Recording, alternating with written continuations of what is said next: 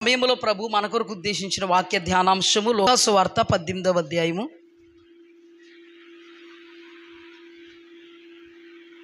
26 వచనం చదువుతాను, అందరూ చూడండమ్మా. ఇది వినిన వారు, అలాగైతే ఎవడు రక్షణ పొందగలడని అడుగగా, ఆయన మనుష్యులకు అసాధ్యములైనవి దేవునికి సాధ్యములని చెప్పాను. ఇక్కడ రాయబడిన మాట ఏంటంటే, ఇక్కడ ఇది వినినవారు ఏం విన్నారు వాళ్ళు అంటే, యేసుక్రీస్తు ప్రభువారు చెప్పిన మాట విన్నారు. ఏమని విన్నారంటే, సూది బెజ్జుల్లోకి ఏం వెళ్ళిపోద్దమ్మా, ఒంటి వెళ్ళిపోద్ది, కానీ పరలోక రాజ్యంలోనికి ఈ మనుష్యుడు ప్రవేశించడం. ఈ మాట విని శిష్యులు అనబడిన వాళ్ళు ఆశ్చర్యపడుతున్నారు. ఎవడు రక్షణ పొందగలడని అడుగగా, అప్పుడు యేసుప్రభు వారు, ఇది మనుష్యులకు అసాధ్యం, కానీ నాకు సమస్తము సాధ్యమే. ఆయన చాలా సందర్భాల్లో నాకు సమస్తము సాధ్యమే. ఆ సమస్తములో ఏంటది? రక్షణ. మనుష్యులకు అసాధ్యము, కానీ నాకు సాధ్యం. ఈ మాటను ప్రభు మన కొరకు ఏదైనా ఉద్దేశించారు. నిజంగా ప్రభు ఏం మాట్లాడతారో దాన్ని బట్టి మనము ఏం చేయాలి? స్వీకరించగలగాలి.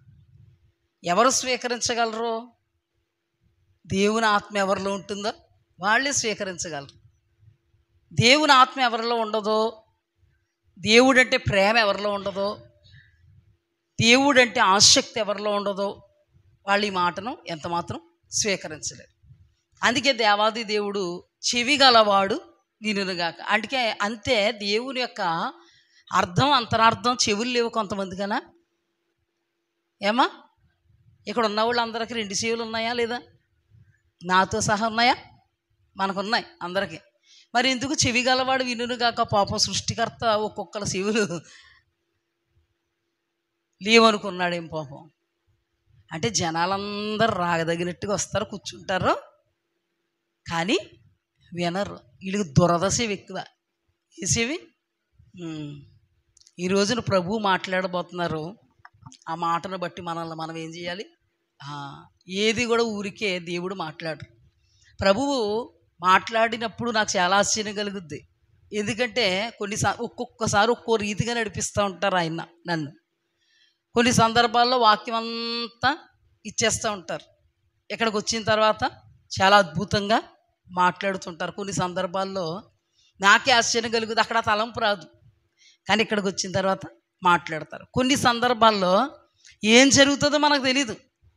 ఇప్పుడు మనం వస్తున్నాం, ఏం జరుగుతుందో మనకు తెలియదు ఇంటి దగ్గర, కానీ ఇంటి దగ్గర జరుగుద్ది. కానీ ఇక్కడికి వచ్చాక దేవుడు అదే మాట్లాడతాడు. అవునా? నాకు కూడా కొన్ని సందర్భాలు ఇప్పుడు ఏం జరుగుద్దో తెలియదు ఇంటి దగ్గర, కానీ ఇంటి దగ్గర జరిగిపోద్ది సపోజ్. కానీ ఇక్కడికి వచ్చిన తర్వాత దేవుడు మాట్లాడుతున్నప్పుడు ఆశ్చర్యం కలుగుద్ది. ఓరి, ఇలా జరుగుద్దని నాకు తెలియదు, కానీ ధ్యానం దేవుడు ఇచ్చాడే, ఆ ధ్యానంలోంచి మాట్లాడుతున్నారు. అమ్మ బాబా, అందుకే ఆయన సర్వాంతర్యామి, భూత వర్తమాన భవిష్యత్ కాలాల్లో ఉండువాడు. హల్లెలూయా. ప్రభువు మనతో మాట్లాడునుగాక, మనకి చెవి ఉండునుగాక, మన చెవి ఎవడ ఎత్తుకుపోకుండునుగాక. ఆమె పరిశుద్ధుడా, మహోన్నతుడా, మహాగణుడా, నీవు నమ్మదగిన దేవుడు. ఇప్పుడే తేటగా నీవు నాకు బయలుపరుస్తున్న విషయాలను బట్టి వందనాలు నాయన. నిజమే, ఏం జరుగుతుందో మాకు తెలియదు, కొన్ని సందర్భాల్లో జరిగిపోతూ ఉంటాయి. అలాంటప్పుడు మా మాట ఈ వాక్యానికి అనుకూలంగా ఉందో లేదో అని గాబరా పడుతున్నప్పుడు నీ వాక్యముతో మమ్మల్ని దర్శించి, నీ మార్గము నా మార్గమే అని చెప్పినప్పుడు, వాక్యానుకూలమైన మార్గం అని చెప్పినప్పుడు మాకు ఆదరణ కలుగుతుందయ్యా. లేదు వాక్యానికి విరోధమైన మార్గం అని చెప్పినప్పుడు భయము, దుఃఖము, భీతి, చింత కలిగి పశ్చాత్తాప్తులం అయితే ప్రభువా, అది మాకు మేలు కలుగుతుంది నాయన. కృపగల దేవా, నమ్మదగిన దేవా, ఎన్నో పరిస్థితులు, ఎన్నో స్థితిగతులు మా జీవితంలో తండ్రి ఉన్నప్పుడు, మీ వాక్యము మాతో మాట్లాడుతున్నప్పుడు నాయన, వాటిని మేము సరి చేసుకుంటే మేము ధన్యులమవుతాం. వాటిని మేము అట్టే పెట్టుకుంటే దౌర్భాగ్యులుగా నిలబడిపోతాం. నేనైనా మేమైనా ప్రభువా, ఈ సమయంలో ఎలా ఉన్నాము, మా పరిస్థితులు స్థితిగతులు నాయన నీ ఎదుట ఈ సమయంలో ఎలా ఉన్నాయో కృపగల దేవా, ఈ వాక్య భాగములో నుండి నాయన మీరు నాతో మాట్లాడండి. వినగలిగే చెవి ఇవ్వండి అయ్యా. చెవులు ఉండడం వల్ల ప్రయోజనం ఏమీ లేదు, కానీ ఆ చెవులు నీ మాటను విని విశ్వసిస్తే వాటికి సార్థకత ఉంది. తన క్రియలు అయిపరిచి శపించి బంధించమని యేసు అతి పరిశుద్ధ నామమున అడిగి వేడుకొని పొందుకొని ఉన్నాం పరమ తండ్రి, ఆమేన్. కొందరు జీవితాలు నాటకీయంగా ఉంటాయి. ఎవరి జీవితాలు? కొందరు జీవితాలు, అందరి జీవితాలు కాదు. ఈ నాటకీయంగా ఉన్నప్పుడు వాళ్ళ దగ్గరికి మనం వెళ్ళి చాలా నాటకాలు ఆడుతున్నావు నువ్వు అన్నావు అనుకో, మన ముఖం చూడరు. ఇంకా ఏమండి చూస్తారా? మీ దగ్గరికి ఎవరన్నా వచ్చి చాలా నాటకం ఆడుతున్నావు నువ్వు అంటే నీతో ఏంటి, నాకు ఎవరే నాటకం ఆడుతుంట, ఎవడరా నాటకం ఆడుతుంట అంటాం. ఊరుకుంటామండి? ఒకవేళ మనం నాటకాలు ఆడుతున్నా పోనీ ఒప్పుకుంటామా? ఒప్పుకోం కదా, ఒప్పుకోం. నాటకీయము మనదే అని కూడా అనుకోం కొన్ని సందర్భాల్లో. కానీ దేవుడు మబ్బు విడగొట్టేస్తూ ఉంటాడు. ఏం చేస్తూ ఉంటాడు? మబ్బు విడవడం అంటే తెలుసా మనకి? మబ్బు విడవడం అంటే తెలుసా? విడిపోతూ ఉంటుంది అలాగా. అమ్మో చాలా మబ్బు కింద ఉంది. ఆ మబ్బు అంటే మబ్బే, మనకే మబ్బు వచ్చేద్ది కదా. ఏదో ఆరబెట్టుకుందాం అనుకుంటున్నాం పాపం పచ్చడి పెట్టుకోవడానికి. ఆ మబ్బు మబ్బు మబ్బు మబ్బు విడిపోయేటప్పటికి ఏమవుతుంది? నీకు అద్భుతమైన మార్గం ఏర్పడదు. అలాగే మన ఆత్మీయ జీవితంలో కూడా మబ్బు మనకి ఉద్ధరించే విధంగా ఉండదు. మన జీవితంలో ఈ మబ్బు ఏమవ్వాలి? విడిపోవాలి. ఈ మబ్బు విడిపోతేనే మనకి తేట అయినటువంటి మార్గం కనబడదు. హల్లెలూయా, దేవునికి స్తుతి కలుగుగాక. మీరు బైక్ మీద వెళ్తున్నప్పుడు మిర్రర్ ఉంటుంది. అది మబ్బుగా కనబడుతుంది అనుకో, మీరు ఏం చేస్తారు చెప్పాలి? మొత్తం మామూలుగా చూడరు, ఆపేసి బండి ఏం చేస్తారంటే కచ్చి పిచ్చుకుని తుడిస్తే మబ్బు పోయి ఏం కనబడుద్ది? తేటగా కనబడుద్ది. కార్లు ఇల్లు వాళ్ళు అంతే, ఎదురుగుండా గ్లాసులు మబ్బు కింద ఉన్నాయనుకో, ఎక్కడైనా సరే కారు పక్కనెట్టి ఏం చేస్తారు? ముందు మబ్బు తొలగించుకుంటారు. హల్లెలూయా. మబ్బు తొలగించుకుంటే రహదారి మార్గము భేషుగ్గా మనకు కనబడుద్ది. హల్లెలూయా. మబ్బు తొలగించుకోకపోతే ప్రమాదాలు సంభవిస్తాయి. హల్లెలూయా. అంటే మబ్బు అనేది మనకి విడిపోవడం చాలా మంచిది. ఇక్కడ మనం ధ్యానం చేసుకున్నటువంటి ధ్యానాంశంలో జరిగినటువంటి సందర్భం చాలా మీకు తెలుసు, చాలాసార్లు మనం ధ్యానం చేసుకుని, అయినా కూడా ఒక 2-3 ముక్కల్లో ఏం చేద్దాం? ధ్యానం చేసుకుందాం. ఇక్కడ ఒక ధనవంతుడు, ఒక యవ్వనుడు, ఒక అధికారి అని రాయబడి ఉంది 3 సందర్భాల్లో. ఇతను యేసుక్రీస్తు ప్రభువారి యొద్దకు పరిగెత్తుకుని వచ్చి, యేసుక్రీస్తు ప్రభువా, పరలోక రాజ్యంలో ప్రవేశించాలంటే నేను ఏ మంచి పని చెయ్యాలి అని అడిగాడంట. హల్లెలూయా. మీకు ఒక ప్రశ్న, మీరందరూ పరలోక రాజ్యం ప్రవేశించాలని వచ్చారా అంటే నేను మంచి ప్రశ్నలు వేస్తున్నానమ్మా, అడ్డదిడ్డంగా వేయట్లేదు. ఇంకో విషయం ఏమో మిమ్మల్ని చిక్కుల్లో పెట్టి ప్రశ్నలు కూడా నేను వేయట్లేదు. మీలో కొంచెం ఉత్సాహం రేకెత్తించాలని ఏం చేస్తున్నాను? నేను ఎలా ప్రశ్నలు వేస్తూ ఉంటే మీలో నుండి అలా సమాధానపు వర్షపు జల్లులు అలా పడతా ఉంటే ఆ జల్లుల్లో తడిసి ఇంకా అద్భుతంగా ముందుకు వెళ్ళగలం. అర్థమైందా అమ్మా? మీరందరూ పరలోక రాజ్యం వెళ్ళడానికైనా వచ్చారు ఇక్కడికి, అవునా? సవీనా, పరలోక రాజ్యమేనా? సరే. అయితే ఇక్కడ కూడా ఈ వ్యక్తి పరలోక రాజ్యం ప్రవేశించడానికి నేనే మంచి పని చేయాలి అని వచ్చాడు. మంచి పనుల గురించి నన్ను ఎందుకు అడుగుతావు? మంచి పనుల గురించి తెలియదా నీకు? ఆజ్ఞలన్నీ గైకో అన్నాడు. ఈ మంచి పనులన్నీ చిన్నప్పటి నుంచి చేస్తున్నాను నేను. ఆయన ఎంత గొప్పడో చూద్దాం. చిన్నప్పటి నుంచి, ఎప్పటి నుంచి అంట? బాల్యకాలము నుండి నేను చేయుచున్నాను, గైకొన్నాను అన్నాడంట. అప్పుడు ప్రభు అన్నాడు, నీ ఆస్తి అమ్మి పేదలకిచ్చి నన్ను వెంబడించు. ఆ ఒక్కటి అడక్కు, ఆ ఒక్కటి మాత్రం నేను చేయలేను. ఈ అబ్బాయి అంట, ఈ అధికారంట, ఈ ధనవంతుడంట బాల్యం నుండి ఆజ్ఞలు గైకొనడమే పని అంట. మరి ఇప్పుడు దేవుడిచ్చింది ఆజ్ఞ కాదేమో? దేవుడిచ్చింది ఆజ్ఞ కాదా? మరి చిన్నప్పటి నుంచి ఆజ్ఞ గైకొనడం అలవాటు అయితే ఒక్కసారిగా మరి ఈ ఆజ్ఞ గైకొనడం అలవాటు కాదా? అలవాట్లో పొరపాట. ఆజ్ఞలు గైకొనడం చిన్నప్పటి నుంచి ఉందంటే తనకి. అలాంటిది దేవుడు చిన్నప్పటి నుంచి బేసిక్గా ఆజ్ఞలు గైకుంటున్నావు బాబు, ఈ ఆజ్ఞ కూడా గైకొనైనా నీకు అలవాటు కదా చిన్నప్పటి నుంచి ఆజ్ఞలు గైకొనడం అంటే. ఈ ఆజ్ఞ మాత్రం నేను గైకొనను. కష్టముగా ఉంది, బాధగా ఉంది, దుఃఖంగా ఉంది, చీకుగా ఉంది, చింతగా ఉంది, మనసు అంగీకరించట్లేదు, అస్సలు మనసు రావట్లే, ఆలోచనలోకే రావట్లే అంటే దీన్ని బట్టి అతడు ఒక నాటకీయకమైనటువంటి వ్యక్తి అంటామా? అన్నామా? ఎదురుగుండాగానో నాటకాలు రాయడంటే కోపం వచ్చేది ఎవరికి? కానీ ఇక్కడ ఇతని వ్యక్తిత్వాన్ని చూస్తే నాటకం అనిపిస్తుందా లేదా మనకి? ఎందుకు నాటకం అనిపిస్తుంది? దేవుడంటే ప్రేమ ఉన్నట్టు, దేవుడంటే భక్తి ఉన్నట్టు, దేవుడే సర్వం అన్నట్టు, సమస్తమే అన్నట్టు, పరలోకం కోసమే నా బ్రతుకన్నట్టు, నా జీవితం అన్నట్టు. ఈ కోణం వినలేదులేండి ఇప్పుడు విన్నాం. నాటకీయంగా ఉందా లేదా ఈ వ్యక్తి చెప్పండి? దేన్ని బట్టి నాటకాలు రాయుడు అని పేరు పెట్టాం మనం ఇతనికి. ఎందుకో తెలుసా? పైకోలాగా లోపలలాగా. పైకి భక్తి, లోపల రక్తి. పైకి ఏమేమో, లోపల మాత్రం దేవుడు చెప్పింది చేయడు. మీకు స్కూల్కి వెళ్ళిన అనుభవాలు ఉన్నాయనుకోండి. స్కూల్కి లేటుగా వస్తున్నారు మీరు. లేటుగా వచ్చే వాళ్ళు ఏమంటారు? లేట్ కమ్మర్స్ అంటే ఏం పడిపోయింది వాళ్ళకి? ముద్ర. స్కూల్ అంటే లేటుగా రావాలండి, కరెక్ట్గా టైంకి వెళ్ళాలా? ఒక రోజు లేట్ అయితే సార్ ఏం చేస్తారు?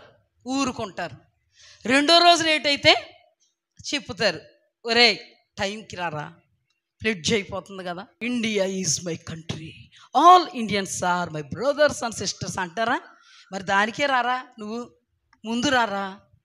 మన స్కూల్ యాజమాన్యం స్ట్రిక్ట్గా ఉండాలి. మన గందరగోళంగా గవర్నమెంట్ స్కూల్ ఏడ్చినట్టు ఏడవకూడదు. కరెక్ట్గా డబ్బులు ఇచ్చి మీ అమ్మోళ్ళు చదివిస్తున్నారు కదా, స్కూల్కి టైంకి రా అంటారు. ఫస్ట్ అనరు, ఒకసారి చూసి చూడలేనట్టు వదులుతారు, రెండోసారి వదులుతారు, మూడోసారి మాత్రం సార్ ఏమంటారు? సరే కరెక్ట్గా రండిరా అంటారు. నాలుగోసారి మాత్రం చెప్తే అర్థం అవ్వట్లేదా, సరిగ్గా రాలేత కొడతానంటారు.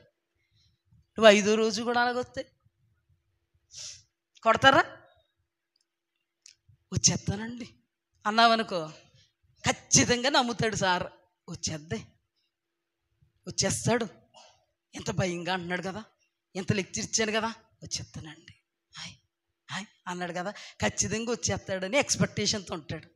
మరుసటి రోజు ఆడు రాలేదనుకో, ఈయన ఎక్స్పెక్టేషన్ ఏమవుద్ది?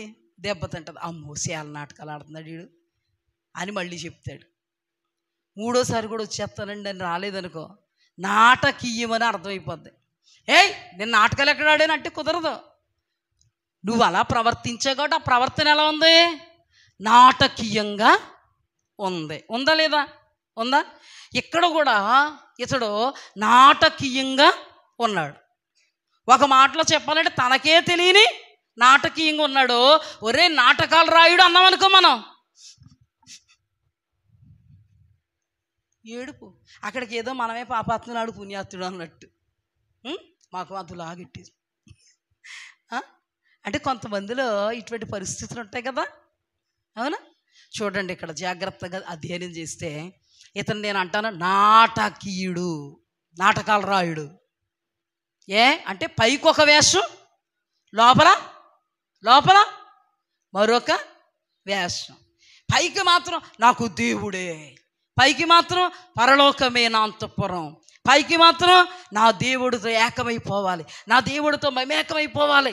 అంత ధనవంతుడంట, యవనస్తుడంట, అధికారంట. అలాంటిది తను తగ్గించుకున్నట్టు ఏం చేశాడు? తనకే తెలియకుండా తనకే తెలియకుండా రావడం మాత్రం రాదగినట్టుగా వచ్చాడు. రాదగినట్టుగా వస్తారంట, కూర్చోదగినట్టుగా కూర్చుంటారంట, వినదగినట్టుగా వింటారంట, అమలుపరచరంట. ఇందాక కూడా సార్ రారా టైంకి, వచ్చేస్తారండి. వచ్చేసినట్టుగా ఉంటాడు కానీడు రాడు. ఈయన కూడా దేవుడి మీదే తన దృష్టి అంతా మమేకం చేస్తున్నట్టుగా ప్రవర్తిస్తాడు. కానీ తీరా చిన్నప్పటి నుంచి ఆజ్ఞలు గైకో అంటాను, నా అలవాటది అంటాడు. సరే బాబు, ఈ ఆజ్ఞ గైకో అంటే నాకు కష్టం అంటాడు. ఆజ్ఞ ఎందుకు కష్టమైంది అతనికి? ఆజ్ఞ ఎందుకు కష్టమైంది? తనకు మాత్రం ఆజ్ఞ చాలా కష్టమైపోయింది. ఎంత కష్టమైతే అంటే అసంభవము అయిపోయింది. ఎంత కష్టమైపోయిందంటే అసాధ్యము అయిపోయింది. అంటే అంత దేవుడే అని వచ్చినోడికి, పరలోకమే అని వచ్చినోడికి ఎందుకంత కష్టమైపోయింది?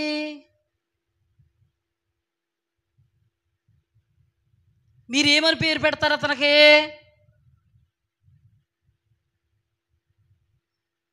అర్థమవలేదా? ఏమని పేరు పెడతారు? మొదటి నుంచి దేవుడు దేవుడు దేవుడు అని పెద్ద మొక్కళ్ళు వేసేసి, అలా చేసేసి ఇలా చేసేసి విగ్రహారాధనకి వెళ్ళిపోయింది అనుకో ఒక ఆమె. సపోజ్ ఏమంటాం మనం? ఎంత చేసేది ఎంత చేసేది ఎంత చేసేది, దేవుడు దేవుడు దేవుడు దేవుడు అంటే ఏదో అని వేసుకున్నాం. అంతా దేవుడేనండి, అంతా దైవశత్వమేనండి అంటే ఏదేదేదేదో అని వేసుకున్నాం.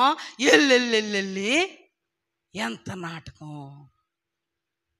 ఇంతలాంటిది కూడా పోయిందా? ఇంతలాంటి వాడు కూడా పోయాడా? దేవుడు దేవుడు అనుకున్నవాడే దేవుడిని వదిలేసిపోయాడా?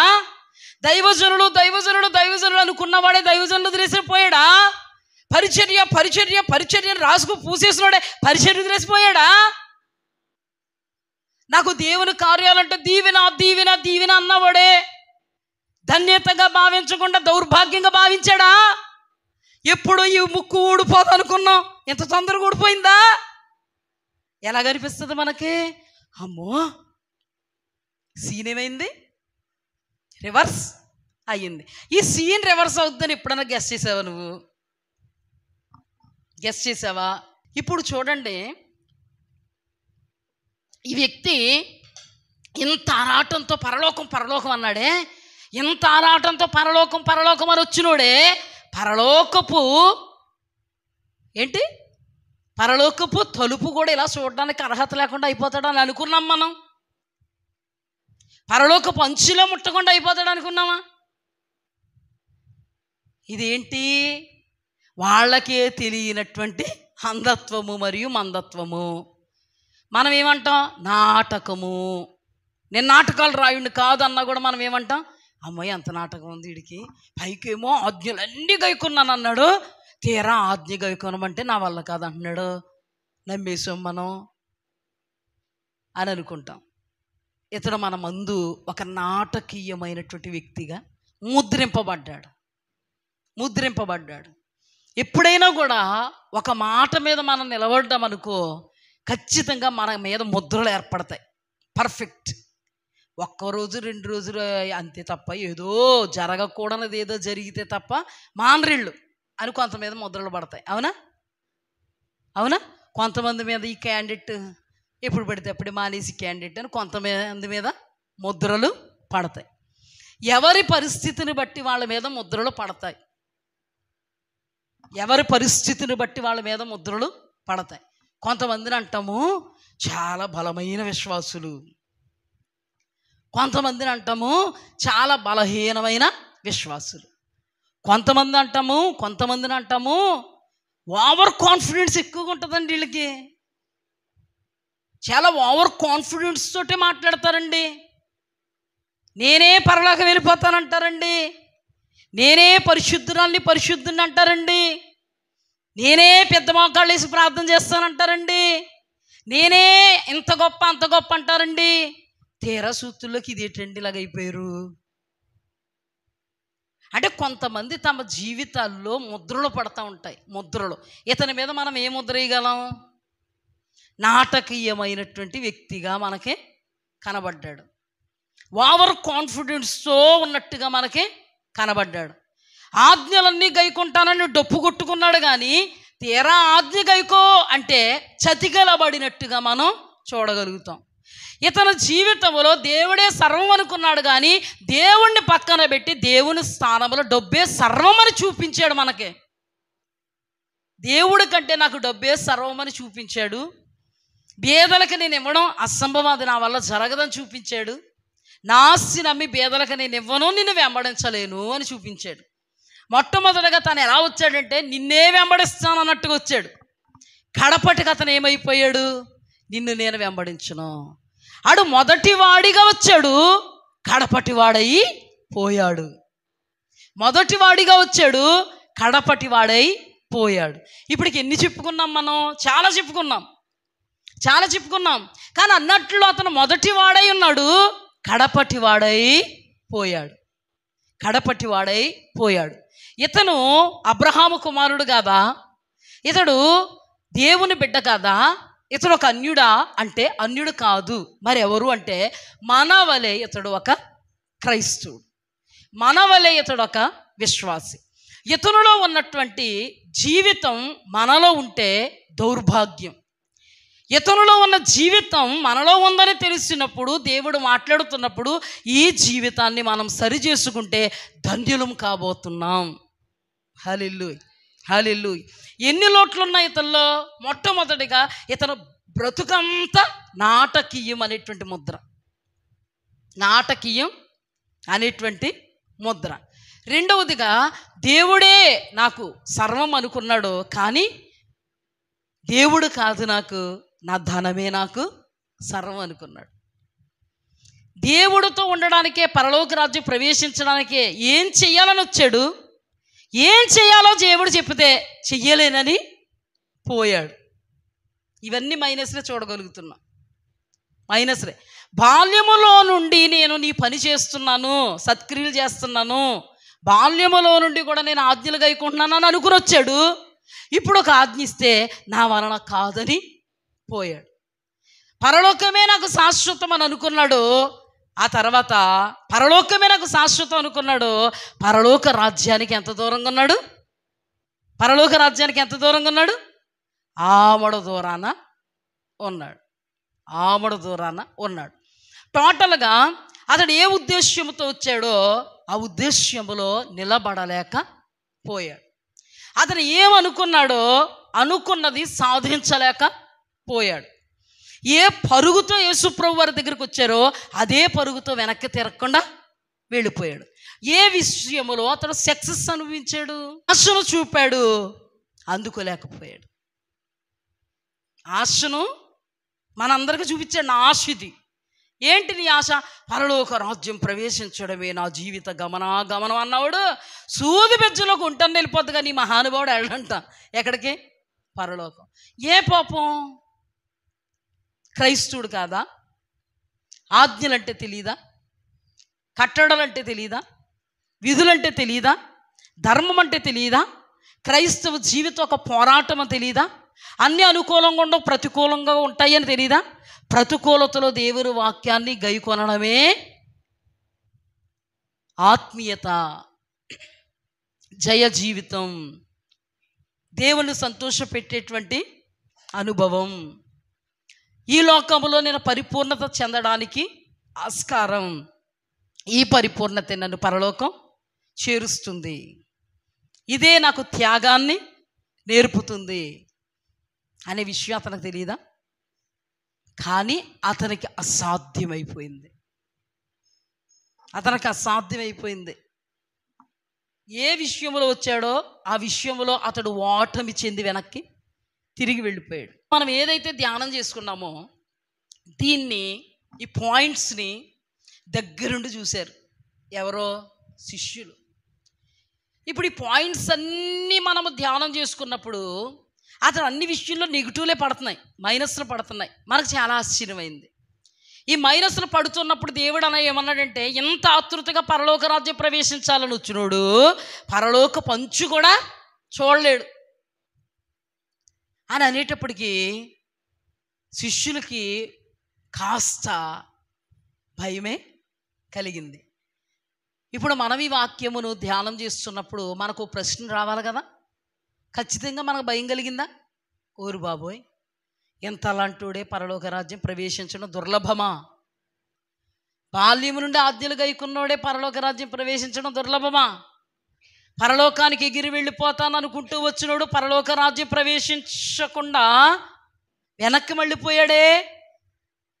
ఇంతలాంటోడు కూడా పరలోక రాజ్యం ప్రవేశించకపోవడం అమ్మ బాబోయ్ చాలా శోచనీయం, చాలా విచారకరం. ఇంతలాంటోడే పరలోక రాజ్యం ప్రవేశించడా? బాల్యము నుండి వాక్యాన్ని గైకున్నోడే, నేను ఏం చేయాలో చెప్పాను వచ్చినోడే, చెప్తే చేయలేదు. చాలా అర్థం ఉందండి దీంట్లో, జాగ్రత్తగా ధ్యానం చేస్తే. ఇలాంటి వాడికే పరలోకం అసాధ్యమైపోతే నీకు నాకు కూడా పరలోకం సాధ్యమా?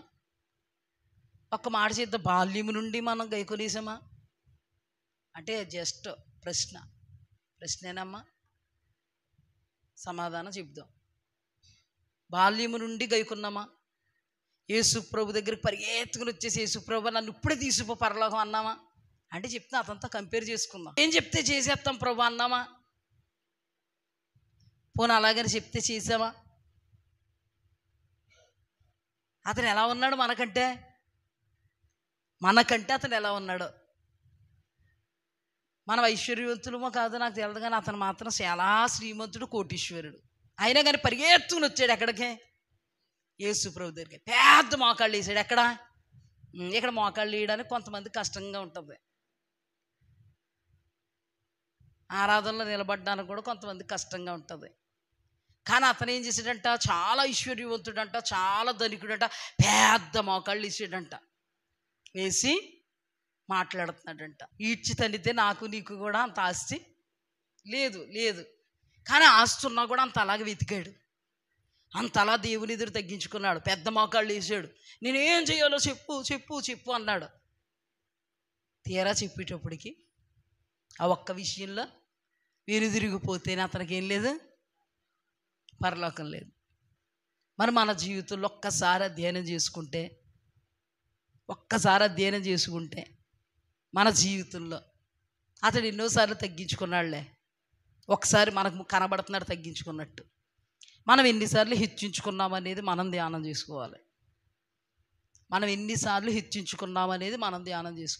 హెచ్చించుకోవడం అంటే పాస్టర్ అమ్మ గారి దగ్గర ఎవరు హెచ్చించుకోరండి నాకు తెలిసి. ఏమంటారంటే అంతా దేవుడేనండి, అమ్మగారండి, అయ్యగారండి, అంతా మీరేనండి అంటారు. కానీ పాస్టర్ అమ్మ గారి దగ్గర మాట్లాడిన మాటలు సత్యం కాదు. ఎందుకంటే వాక్య ధ్యానాన్ని బట్టి నాకు తెలుసు ఎక్కడ మాటలు సత్యం, ఇంట్లో మాట్లాడుకునే మాటలు సత్యం. వాళ్ళ బతుకు అలాగుంది, నీ బతుకు ఇలాగ ఏడిసింది అంటారు ఇంట్లో. మా దగ్గరికి వచ్చి అమ్మగారు అంతా మీరే, అయ్యగారు అంత ఇది నాటకీయమని చెప్తున్నానమ్మా, వాక్యంలోంచి అమ్మగారు అంతా మీరేనండి, అయ్యగారు అంతా మీరేనండి, అమ్మా అంతా దైవ చిత్తమేనండి. కొన్ని సందర్భాల్లో నేను మరి పాస్టర్ గారి ఫీలింగ్ ఏంటో నాకు తెలియదు, కానీ నేను వాక్యం చెప్తున్నప్పుడు ఏదైనా ఒక సందర్భం వచ్చినప్పుడు ఎలా ఉంటుందంటే ఫీలింగు, మొత్తానికి పాస్టర్ అమ్మగారికి దేని గురించి చెప్తున్నారు, నా గురించి చెప్తున్నారా మొత్తానికి అన్నట్టుగా అలాగైపోతే అర్థమైపోతుంది అయ్యా అమ్మ నాకు. అలా కాదు, ఉంటే లాగేసుకుందాం బయటికి. నేను అన్నాను అలాగా, నేనున్నానా? పరిశుద్ధాత్మదేవుడు మాట్లాడుతున్నప్పుడు ఎందుకు మాట్లాడతారు? మన బాగు కోసం. అంటే నాటకీయం అంటే అతనికి తెలియలేదు, కానీ అతను బ్రతుకును బట్టి మనం ముద్రేసాం. ఈరోజు నా జీవితంలో నాటకీయం అంటే మనకు తెలియట్లేదు, అలాగని ఎదురుగుండా చెప్తే తిడతాం. ఇప్పుడు పరిశుద్ధాత్మదేవుడు మాట్లాడుతున్నప్పుడు మన జీవితంలో నాటకీయ స్థితి ఉందా లేదా చూసుకోవడానికి దేవుడు. వాక్యం అంటే నా ముఖం ముందు మీరు, మీ ముఖాల ముందు నేను. ఆత్మ విషయమై దీనులైన వారు ధన్యులు, పరలోక రాజ్యం వారిది. దుఃఖపడి వారు ధన్యులు, వారు ఆదార్చబడుదురు. సాత్వికులు ధన్యులు, వారు భూలోకమును స్వతంత్రించుకుందరు. అదిగో ఆశీర్వాదం. ఇది కాదు వాక్యం.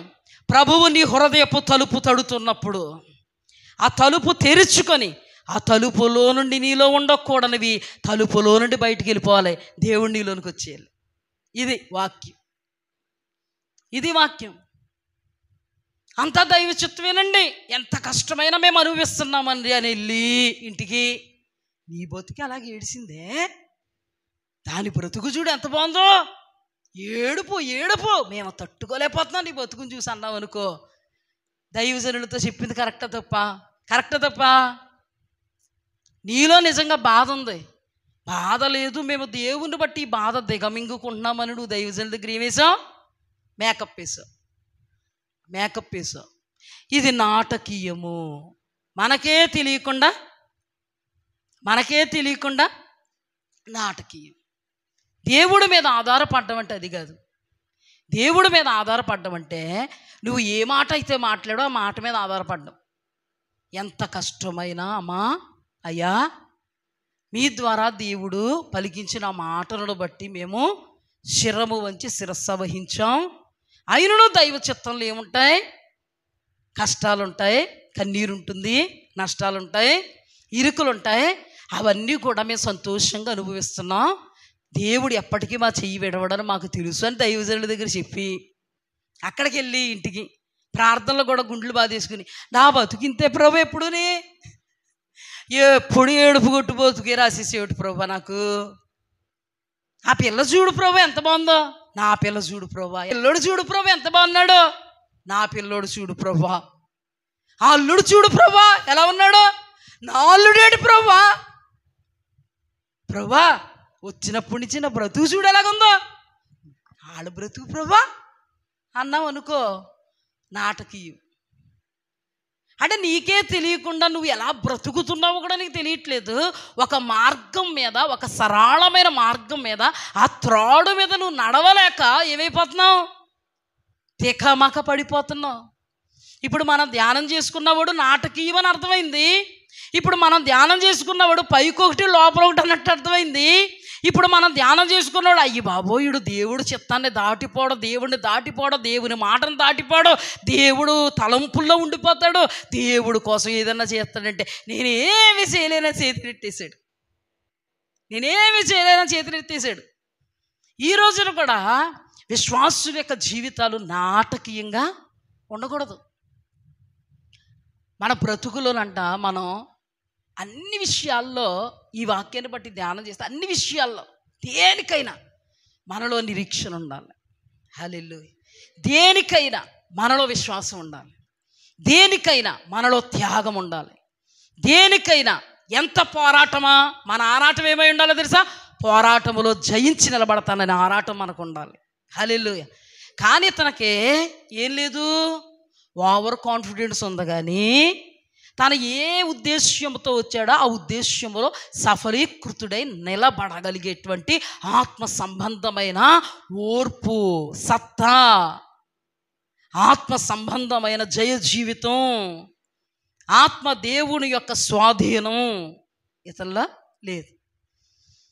ఎప్పుడు కూడా మన జీవితంలో దేవుడు ఉంటే సాధ్యం తప్ప మన వలన అసాధ్యం. చాలా సందర్భాల్లో నేను ఎందుకు అలాగుండండి, నేను అలాగే ఉంటానండి దేవుడి కోసం, నేను ఇలాగే ఉంటానండి దేవుడి కోసం, ఆ వాక్యాన్ని నేను నెరవేరుస్తానండి దేవుడి కోసం, ఏదేమైనా కూడా దేవుడి విషయంలో నేను వెనక్కి తగ్గేది లేదండి అని మనంతట మనం అనుకుంటే మాత్రం మరుక్షణమే తగ్గిపోతాయి. ఇలాగా వెనక్కి మన మీద మనకి కాదు, మనం ఎప్పుడు జయాన్ని పొందుతాము అనేది కూడా మనం ధ్యానం చేసుకుందాం.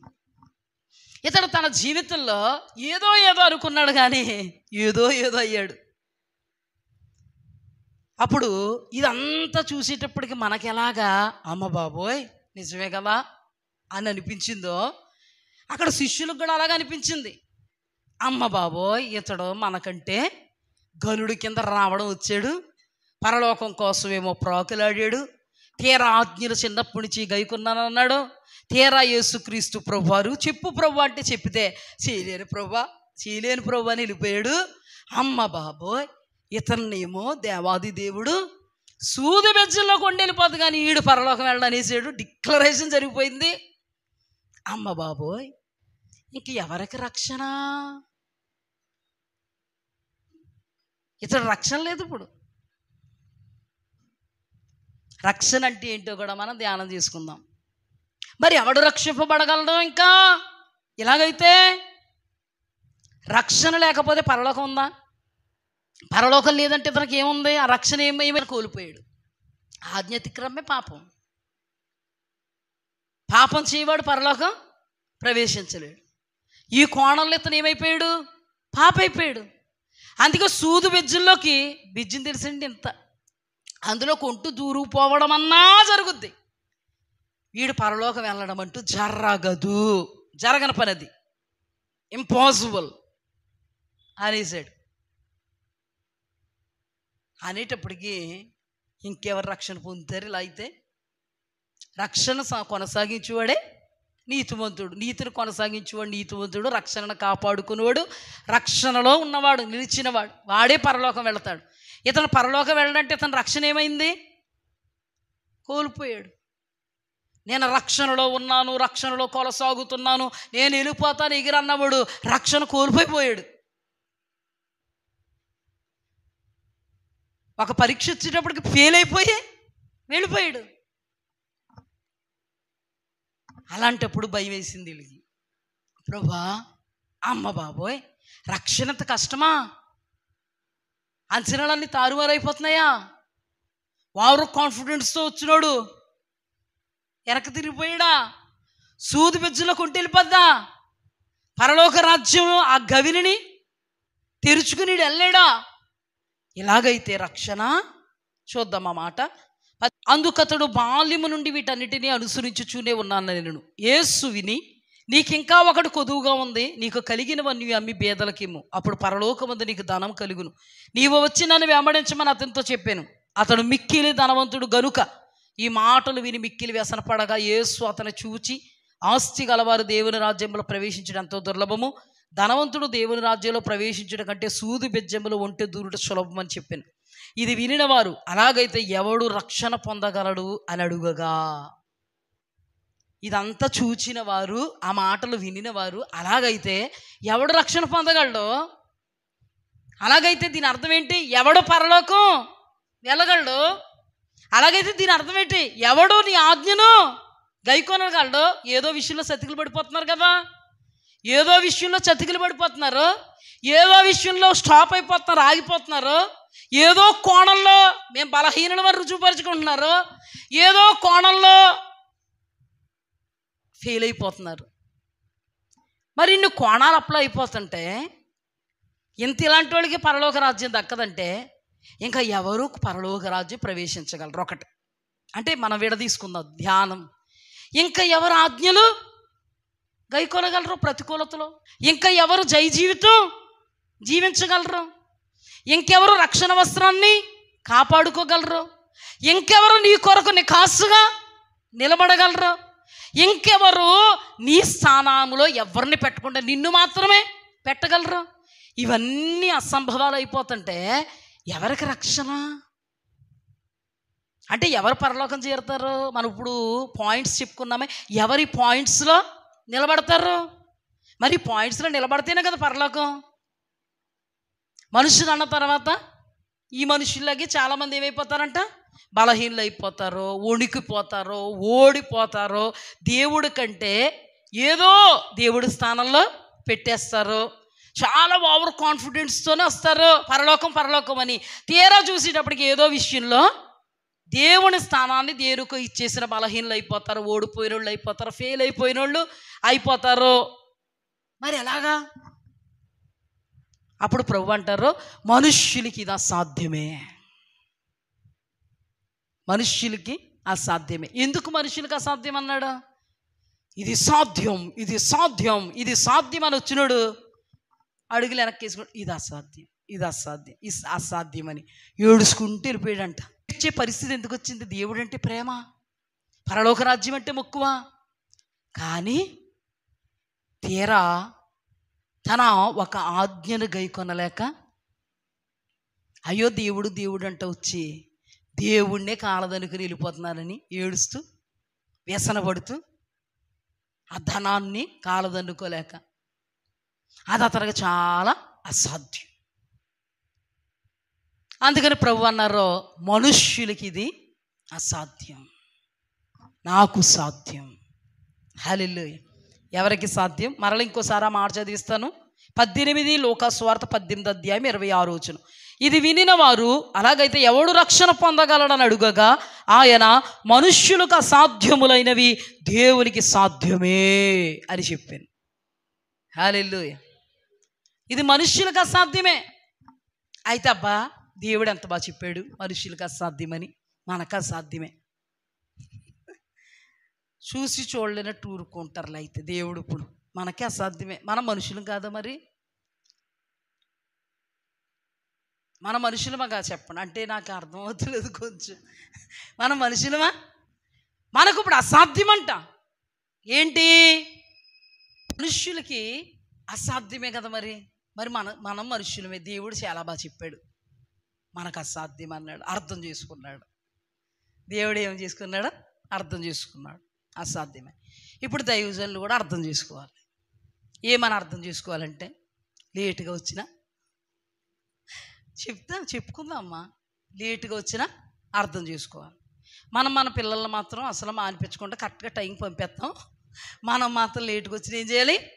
దైవజనులు అర్థం చేసుకుంటే మంచివారు. ఏమనరు మా పాస్టర్ గారు అస్సలు. మేము ఏ టైంకి వెళ్ళినా అర్థం చేసుకోవాలి కదా మరి. దేవుడు మనుషులకు అసాధ్యం అన్నాడు, మనకు కూడా అర్థం చేసుకోవాలి.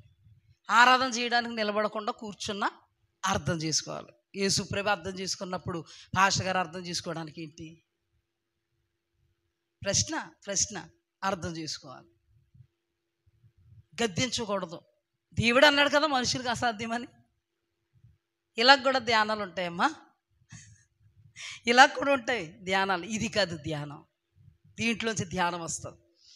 మనుష్యులకు అసాధ్యమే కానీ నాకు సాధ్యం అంటే దాని అర్థం ఏంటంటే, మన మనుషులు మానవమాత్రులు, మనల్ని దేవుడు అర్థం చేసుకున్నాడు. మనకు అసాధ్యమే కానీ అన్ని దేవుడు చేసుకుపోతాడు, మనం చేసుకుపోవడం అని కాదు. ఇక్కడ మనిషికి అసాధ్యమే కానీ దేవునికి సాధ్యం అంటే ఏంటో తెలుసా? జక్కయ్య ఉన్నాడు. నీకు అర్థం కావడం కోసం జక్కయ్యలో నుండి ఒక కోణాన్ని చూపిస్తాను. జక్కయ్యని ఏ మనిషి అయినా మార్చగలిగాడా? మనుష్యునికి సాధ్యమైందా జక్కయ్యని మార్చడం? తను ఒక మనిషిగా, సాటి మనుషులు ఎవరు అతను మార్చలేకపోయారు, తను ఒక మనిషిగా మారాడా? అందరూ పాపి అంటున్నారు, మారాడా? ఆడు సుంకరి అంటున్నారు, మారాడా? ఆడు పాపి అన్నాడు, మారాడా? ఆడు లంచగొండి అన్నారు, మారాడా? మారలేదు. అంటే మనిషిగా తన మట్టుకు తానుక సాధ్యమే, అలాగే ఇతర మనుష్యులకి కూడా అతను మార్చడం అసాధ్యమే. కానీ దేవుడు ఏమన్నాడు? నాకు సాధ్యం. నాకు సాధ్యమని ఏ యేసుక్రీస్తు ప్రభువారు అన్నారో ఆ యేసుక్రీస్తు ప్రభువారే నడుచుకుంటూ ఇరుకో పట్టణంలోకి వచ్చారు. అప్పటికి అతను ఎవడో తెలుసా? రక్షణ లేనివాడు. అప్పటికి అతను ఎవరు? పాపి. అప్పటికి అతను అబ్రహాము కుమారుడు కాలే, కానీ క్రైస్తవుడే. కానీ నేడు ఇంటికి రక్షణ వచ్చిందని అనలే. అప్పుడు వరకు అతనికి రక్షణే లేదు. ఇక్కడ ఏమనగా మరి అలాగైతే ఎవరు రక్షణ పొందగలరు? ఒక మనిషి రక్షణ పొందాలి అనుకున్నప్పుడు మనుషులకు అసాధ్యంగా నాకు సాధ్యం అన్న యేసుప్రభు వారు ఏం చేశారంటే ఇరుకో పట్టణానికి వెళ్ళారు. ఇరుకో పట్టణ ప్రాంతంలోకి వచ్చినప్పుడు ఈ జక్కయ్య ఆ యేసుక్రీస్తు ప్రభువాన్ని చూడాలనేటువంటి ఆ ప్రేమతో తాను తగ్గించుకొని మేడు చెట్టు ఎక్కితే వెంటనే జరిగిన సందర్భం ఏంటో తెలుసా? జక్కయ్య అని పేరు పెట్టి మహిమ కలిగిన దేవుడు తన మహత్యాన్ని కనుపరిచాడు అతని ఎదుట. హల్లెలూయా. మీ పేర్లు నాకు తెలుసు కాబట్టి నేను పిలిచాను అనుకో, పెద్ద ఏమీ ఎక్సైట్మెంట్ ఉండదు. కానీ తెలియని వాళ్ళు మీ పేరు పిలిచారనుకో, అక్కడ ఏమవుద్ది? అమ్మ బాబోయ్, నిజమే, దేవుడు ఉన్నాడు. వీళ్ళ దగ్గర ఎవరున్నారు? దేవుడు ఉన్నారు అని అనుకుంటా. ఇందులో కూడా 2 కోణాలు ఉన్నాయి, తర్వాత చెప్తాను. ఫస్ట్ నేను చెప్పేది అర్థం చేసుకోండి. దేవుడు ఉన్నారు అని అనుకుంటాం. ఇతను జక్కయ్య అని పేరు పెట్టి తన మహిమను చూపాడు. ఎవరికి? ఒక పాపికి. ఎప్పుడైతే చూపాడో యేసుక్రీస్తు ప్రభువారు అన్నారు, జక్కయ్య నేడు నేను నీ ఇంటికి, నీ హృదయంలోనికి, నీలోనికి రావలసి ఉన్నది అనగానే ఈ పాపి ఆటోమేటిక్గా పరిశుద్ధుడైపోయాడు. హల్లెలూయా, హల్లెలూయా. ఎలా పరిశుద్ధుడయ్యాడు? అంతవరకు అతనిలో ఉన్న పాపపు పనులన్నీ ఒక్కసారిగా తెరుచుకొని తనలో నుండి బయటికి ఒక దెయ్యాల్లాగా ఎగురుకుని పోయేటువంటి దెయ్యాల్లాగా, ఈ చీకటి దెయ్యాలనుకోండి. ఒకవేళ ఇమేజినేషన్ చేసుకోండి, గబ్బిలాలు చూడండి ఎలా పోతాయో. గబ్బిలాలు చూసారా? ఇక్కడే గబ్బిలాలు ఉన్నాయండి, తలుపు తీసేమండి. అలాగా తలుపు తీయగానే గబ్బిలాలు ఎలా పోతాయి బయటికి? లేకపోతే నువ్వు పుల్ల పెట్టుకు పొడుస్తున్న గబ్బిలాల్ని, అప్పుడు ఉంటుంది అది ఆ తలుపులోంచి బయటికి పోద్ది. ఇప్పుడు యేసుక్రీస్తు ప్రభువారు పరిశుద్ధుడు ఎదుట పాపానికి చోటు లేదు కాబట్టి ఈ పాపము గబ్బిలాల వల్ల ఇమేజినేషన్ చేసుకుంటే ఒక్కొక్కడికి దాని తర్వాత తోటి పోయి పరిశుద్ధుడయ్యి ఇక్కడ ఏమంటున్నాడో తెలుసా? అయ్యా, నా ఆస్తిని సగం అమ్మి పేదలకు ఇచ్చేస్తాను. ఎవరి దగ్గర అయితే అన్యాయంగా నేను తీసుకున్నానో వాళ్ళకి 4 అంతలు ఇచ్చేస్తాను. ఎవరికి సాధ్యమైంది జక్కయ్యకి రక్షణ ఇవ్వడం? హల్లెలూయా, దేవునికి స్తుతి కలుగుగా. అందుకే ఆ మాట చదివిస్తాను. లూకా సువార్త 19వ అధ్యాయము 8 నుండి. జక్కయ్య నిలవబడి, ఇదిగో ప్రభువా, నా ఆస్తిలో సగం బీదలకు ఇచ్చుచున్నాను. నేనెవని యొద్దనైనను అన్యాయముగా దేనినైనను తీసుకుని ఎడల అతనికి 4 అంతలు మరలా చెల్లింతునని ప్రభువుతో చెప్పెను. హల్లెలూయా. ఇక్కడ చూడండి, అందుకు యేసు, ఇతడును అబ్రహాము కుమారుడే, ఎందుకనగా నేడు ఈ ఇంటికి రక్షణ వచ్చింది. హల్లెలూయా. ఇక్కడ ఏమన్నాడు? అలా అయితే ఎవరు రక్షణ? ఇక్కడ చూడండి 18వ అధ్యాయంలో 26వ వచనములో, ఇది వినిన వారు అలాగైతే ఎవడు రక్షణ పొందగలడని అడుగగా, ఎవడు రక్షణ పొందగలడు? మరి ఆయన మనుష్యులకు అసాధ్యములైనవి దేవునికి సాధ్యమే. ఇక్కడ ఇంత ఇలాంటి వాడు ఏమయ్యాడు? రక్షణ పొందాడు. ఇది ఎవరికి సాధ్యం? హల్లెలూయా, ఇది దేవునికి సాధ్యమైంది. అందుకే ఈ ఇంటికి రక్షణ వచ్చింది. ఇక్కడ కొంచెం ఆగి ధ్యానంలోకి వెళ్దాం. ఇక్కడ కొంచెం ఆగి ధ్యానంలోకి వెళ్దాం. ఇప్పుడు చూడండి, ఇది ఎవరికి సాధ్యమైందంటే దేవునికి సాధ్యమైంది. ఇప్పుడు మనం ఏ అనుభవంలో ఉన్నాం? మనందరూ ఏ అనుభవంలో ఉన్నాం? రక్షణ మనకు దేవుడు వలన వచ్చింది. హల్లెలూయా. మన వలన మనకు రక్షణ రాలే, ఇతర మనుష్యుల వలన మనకు రక్షణ రాలే. సాక్షాత్ యేసుక్రీస్తు ప్రభువారు చిందించిన పరిశుద్ధ రక్తం వలన ఆయన మనల్ని ఆకర్షించుకుంటే ఆటోమేటిక్గా మనం అలా టర్న్ అయ్యాం. మరి మన కుటుంబంలో చాలామంది ఉన్నారు, వాళ్ళు ఎందుకు టర్న్ అవ్వలేదు? దేవుడు మనకు రక్షణను ఇవ్వాలని ఉద్దేశించారు. రక్షణ సంకల్పం మన జీవితంలో జరిగించారు. ఆటోమేటిక్గా మనం ఏమయ్యాం? రక్షింపబడగలిగాము. మనము ఎప్పుడైతే రక్షింపబడగలిగామో అప్పుడు మనం అబ్రహాము కుమారులము కుమార్తెలమయ్యాము. అప్పుడు మనకు రక్షణ వచ్చింది, మన ఇంటికి రక్షణ వచ్చింది. హల్లెలూయా. ఇప్పుడు ఇక్కడ రాయబడిన మాట, ఈ రక్షణ నేడు రక్షణ వచ్చింది. హల్లెలూయా. మరి రేపు రక్షణలో నిలబడక్కర్లేదా? ఎల్లుండి నిలబడక్కర్లేదా? అవతల ఎల్లుండి నిలబడక్కర్లేదా? మనం చచ్చే వరకు రక్షణలో నిలబడితేనే పరలోకం. హల్లెలూయా. నేడు అనే ఈ సమయం ఉన్నప్పుడు రక్షణ వచ్చిందనుకో, ఇప్పుడే చనిపోయామనుకో వెళ్ళిపోతాం, నో ప్రాబ్లం. అందుకే శిలువ మీదకు దొంగకు అప్పుడే రక్షణ వచ్చింది, అప్పుడే చచ్చిపోయాడు కాబట్టి పారదైసు వెళ్ళిపోయాడు. అది ఒకటి పట్టుకుని మనం దొంగోడే వెళ్ళిపోయాడండి. ఈ పాస్టరమ్మ గారు కొంతమంది ఉన్నారే, అందరూ అలా చెప్పరండి, ముద్దు బోధ. ఈ పాస్టరమ్మ గారు బాపత కొంతమంది ఉన్నారండి ప్రపంచంలో, వీళ్ళు చెప్తారు నిన్న నేడు రేపు ఎల్లుండు రక్షణ కాపాడుకున్నవాడే రక్షణలో ఉంటాడు అంటారండి. ఇది ఎలా సాధ్యం? కొంతమంది లేచారండి, గొప్ప వాళ్ళు లేచారు. మన దేవుడు మన పాపాన్ని చచ్చే వరకు కడిగేసాడు. ఇక మనం పాపి అనరాదు. నువ్వు స్నానం చేయకు ఇంకా కదా, నువ్వు స్నానం చేయకు. పొద్దున్న స్నానం చేసి మళ్ళీ సాయంత్రం స్నానం చేయకపోతేనే ఉండలేవు. అలాంటిదంటే యేసుప్రభు రక్తం కడిగేసాకంట మనం బురదలు అట్టించేసుకోవచ్చంట. బంకమట్టి, నల్లమట్టి, ఎర్రమట్టితో ఎంత ఎత్తు ఆ రక్తం వచ్చేసి అప్పుడే కడిగేసిందంట. మరి ఇప్పుడు ఎవరు కడుగుతారు? అలాంటి బోధల జోలికి వెళ్ళొద్దు. ఎప్పటికప్పుడు మనకి మారు మనస్సు అనుభవం ఉండాలి కాబట్టే వాక్యం, సహవాసం అది 100% కరెక్ట్. కాబట్టే ప్రకటన గ్రంథంలో దేవాది దేవుడు మారు మనస్సు కొరకు మాట్లాడాల్సి వచ్చింది.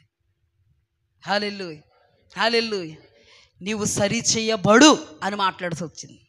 నిజంగా అప్పుడు రక్తం చిందించేసిన దేవుడు మనం చచ్చిపోయే వరకు వేసుకోండి అన్న, రక్తం చిందించేసిన దేవుడు వేసుకోండి.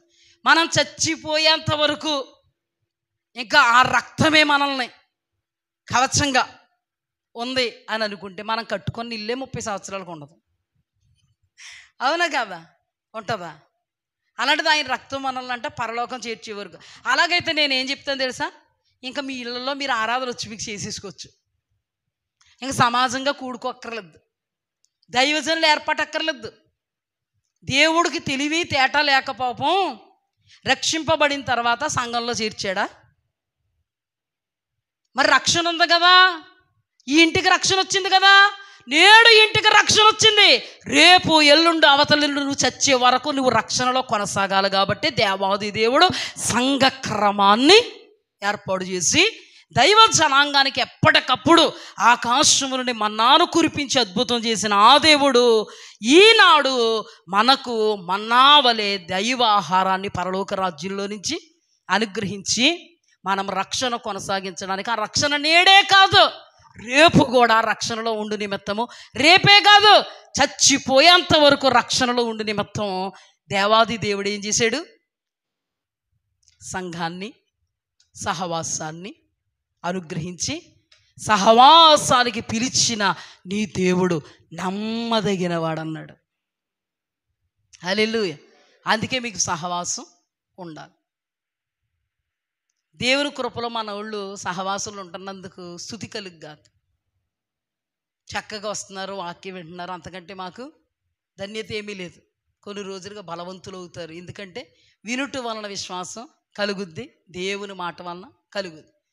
ఏదో విధంగా సమయాన్ని అడ్జస్ట్ చేసుకుని కొన్ని పనులు పక్కన పెట్టుకుని వస్తున్నందుకు దేవునికి స్తుతి కలుగుగాక. హల్లెలూయా. చూడండి, అర్థమైంది మీకు. నేడు ఇంటికి రక్షణ వచ్చింది. అంత పాపాత్ముడు, అందరితో పాపేన ముద్ర వేసుకున్న వాడిని ఎవరు రక్షించారు? దేవుడు. హల్లెలూయా. ఇది ఒక కోణం. అయితే ఇక్కడ ఓవర్ కాన్ఫిడెన్స్ వచ్చి నేను పరలోక రాజ్యం వెళ్ళాలంటే ఏం చేయాలి అన్నాడా? ఇలా చెయ్యని చెప్పాడా? అది మాత్రం చేయలేను అన్నాడా? వెళ్ళిపోయాడా? అంటే ఇతనులో దేవుడు ఉన్నాడా? దేవుని ఆత్మ ఉందా? ఒకరోజు ఇతడు రక్షింపబడిన అనుభవంలో ఉన్నవాడే మరలా తర్వాత ఓవర్ కాన్ఫిడెన్స్లోనే ఉంటూ చివరికే నిత్య నరకాగ్ని పాలైపోయిన ఒక క్యారెక్టర్ అన్నమాట ఇది. అర్థమైంది మీకు? ఈ క్యారెక్టర్ ఇది. కానీ ఒక విషయం చెప్పనా, ఎలీషా కూడా ఎగ్జాక్ట్గా ఇంతే ఆస్తి కలిగినోడు, ఐశ్వర్యవంతుడు. చూడండి, జాగ్రత్తగా గమనించండి. అలాంటిది ఇతను నేను వెళ్ళాలంటే ఏం చేయాలి అన్నాడే. అతను మాత్రం ఈ అంశాన్ని బట్టి నేను మీకు విడదీసి చెప్తున్నాను. రక్షణ ఎప్పుడైతే పొందుకున్నాడో ఆ రోజు నుంచి కూడా దేవుని ఆత్మ చేత దేవునిలో మమేకమై రక్షణను కొనసాగించుకుంటూ ఉన్నాడు. హల్లెలూయా. అతనిలో దేవుడు ఉన్నాడు. ఎవరన్నారు? దేవుడు ఉన్నాడు. కాబట్టే ఇతనిలో దేవుడు లేడు, అతనిలో దేవుడు ఉన్నాడు. ఎగ్జాక్ట్గా ఇతను ఎంత ధనవంతుడు, అతను అంతే ధనవంతుడు. ఇతను ఎంత యవ్వనస్తుడు, అతను కూడా అంతే యవ్వనస్తుడు. అతను కూడా ఒక కోణములో దేవుడి మీద ఆశ కలిగినాడు. కానీ భుజాలు ఎగరేసుకుని నేను చిన్నప్పటి నుంచిలా నాకు దేవుడు అంటే చాలా ప్రేమ దోమ అని ఎగిరినోడు కాదు. సైలెంట్గా తన ఆత్మీయ జీవితాన్ని కొనసాగించుకుంటూ రక్షణ నేడొచ్చింది. అప్పుడు అంటే మనం ఇప్పుడు ఏం చెప్పుకోవాలి, నాడు రక్షణ వచ్చింది. కానీ అతని జీవితంలో నాటి రక్షణ మొదలుకొని ఆ దినం వరకు కూడా రక్షణను కాపాడుకుంటున్నాడు. కాబట్టే యేసుక్రీస్తు ప్రభు వారి దగ్గరికి వచ్చి అతను ఏమన్నాడు, నేను పరలోక రాజ్యంలో ప్రవేశించాలంటే ఏ మంచి పని ఆస్తి అంతా అమ్మేసి, ఇది రెండు, నువ్వు ఇదంతా చిన్నప్పటి నుంచి చేస్తున్నానన్నా కదా, ఇప్పుడు నేను ఇస్తున్నది ఏంటంటే నీకు పరలోకం ప్రవేశించడమే కాదు, పరలోకంలో నువ్వు ధనం కలిగిన వాడు అవుతావు, నువ్వు పరిపూర్ణుడు అయిపోతావు, మీకంతా ఆత్మ సంబంధంగా మేలు క్షేమం, నీ ఆస్తి అంతా అమ్మే పేదలకు ఇచ్చేయి, నా దగ్గరికి వచ్చేయి, నన్ను వెంబడించే అన్నాడు. ఇతనికి అసంభవం అయిపోయింది.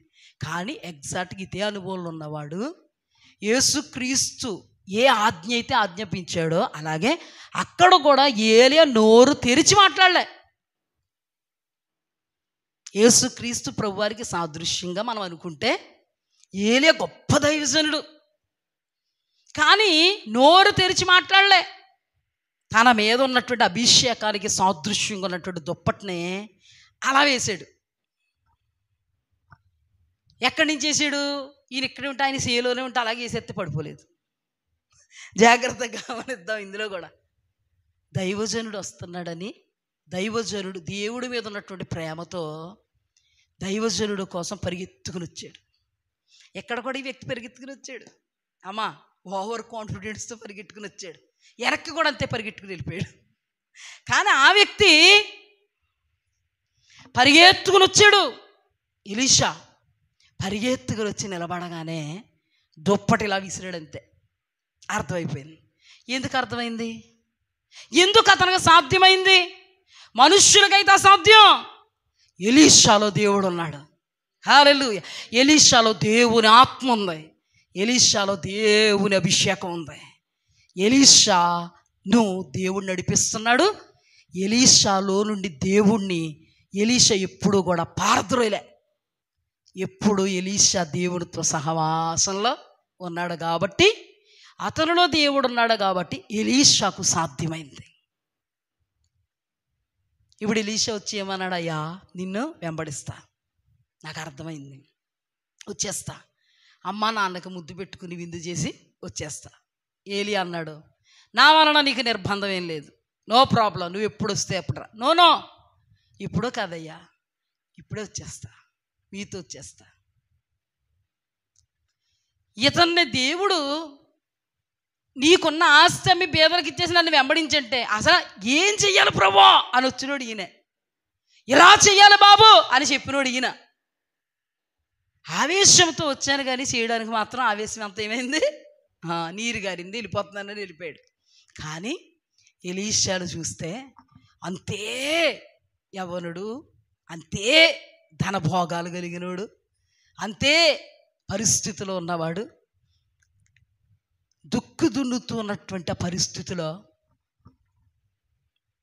ఏమండి దుక్కు దున్నుతున్నప్పుడు వేసేస్తాం, ఇప్పుడు జల్లేస్తాం, జల్లేసాక పంట కూడా 6 నెలలకే వచ్చేద్ది. నా చేతులతో ఈ లాస్ట్ పంట నా చేతులతో నేనేం చేసి, అమ్మ మనందరం ఎవరో సహోదరులు కదా, ఆనందంగా చెప్తాను, నవ్వుతా. చూడండి ఎంత అందంగా నవ్వుతుంటే ఎంత బాగున్నారు మీరు. నవ్వితే మాత్రం నాకు అలా గులాబీ పూలు అలా వికసించేసినట్టుంటాయి. అందుకే ఇలా చెప్తాను వాక్యం. ఇక ముందు మరి ఏలియా గారు మీతో వచ్చేస్తాను కదండి, నేను మీరే నాకు సర్వం అయిపోతారు, దేవుడే నాకు సమస్తం అయిపోతాడు కదండి. ఈ ఒక్కసారికి మరి నా చేత్తోని దున్నుతున్నాను కదండి, 12 వరకు ఎడ్లు దున్నుతున్నాను కదండి, చివరి పంట చూసేసుకుని అన్నీ కొట్టుల్లో కూర్చేసుకుని అప్పుడు నేను వస్తానండి అని ఎందుకనలే. కనీసం ఇతను అలా కూడా అనలేదు కదా. ఎలాగా ఒక టైం పెట్టుకుని నేను తమాయించుకుని నేను మొత్తం అంతా ఆస్తి అమ్మి బీదలకు ఇచ్చి నిన్ను వెంటాడుతాను, నాకు కొంచెం టైం ఇవ్వి అని ఇతనని వెంబడించలేదు యేసుప్రభుని. అక్కడికక్కడ ఏమంటారు దాన్ని, కర్రాఖండిగా నా వల్ల కాదు, నేను వెళ్ళిపోతానని వెళ్ళిపోయాడు. అలాంటిది మరి ఎలీషాకు ఎందుకు సాధ్యమైంది? ఇతనికి ఎందుకు సాధ్యం కాలేదు? అసలు దేవుడు ఎందుకు మనుషులకు అసాధ్యం, నాకు సాధ్యం అన్నాడు? అయితే ఎలీషా మనిషే కదా, ఎందుకు అతనికి సాధ్యమైందో తెలుసా? ఎలీషా తన దేవుని కలిగి ఉన్నాడు. హల్లెలూయా, హల్లెలూయా. తన దేవుణ్ణి ఎవరైతే కలిగి ఉంటారో వాళ్ళు దేనినైనా దేవుడి కంటే ఎక్కువగా అనుకోరు. హల్లెలూయా.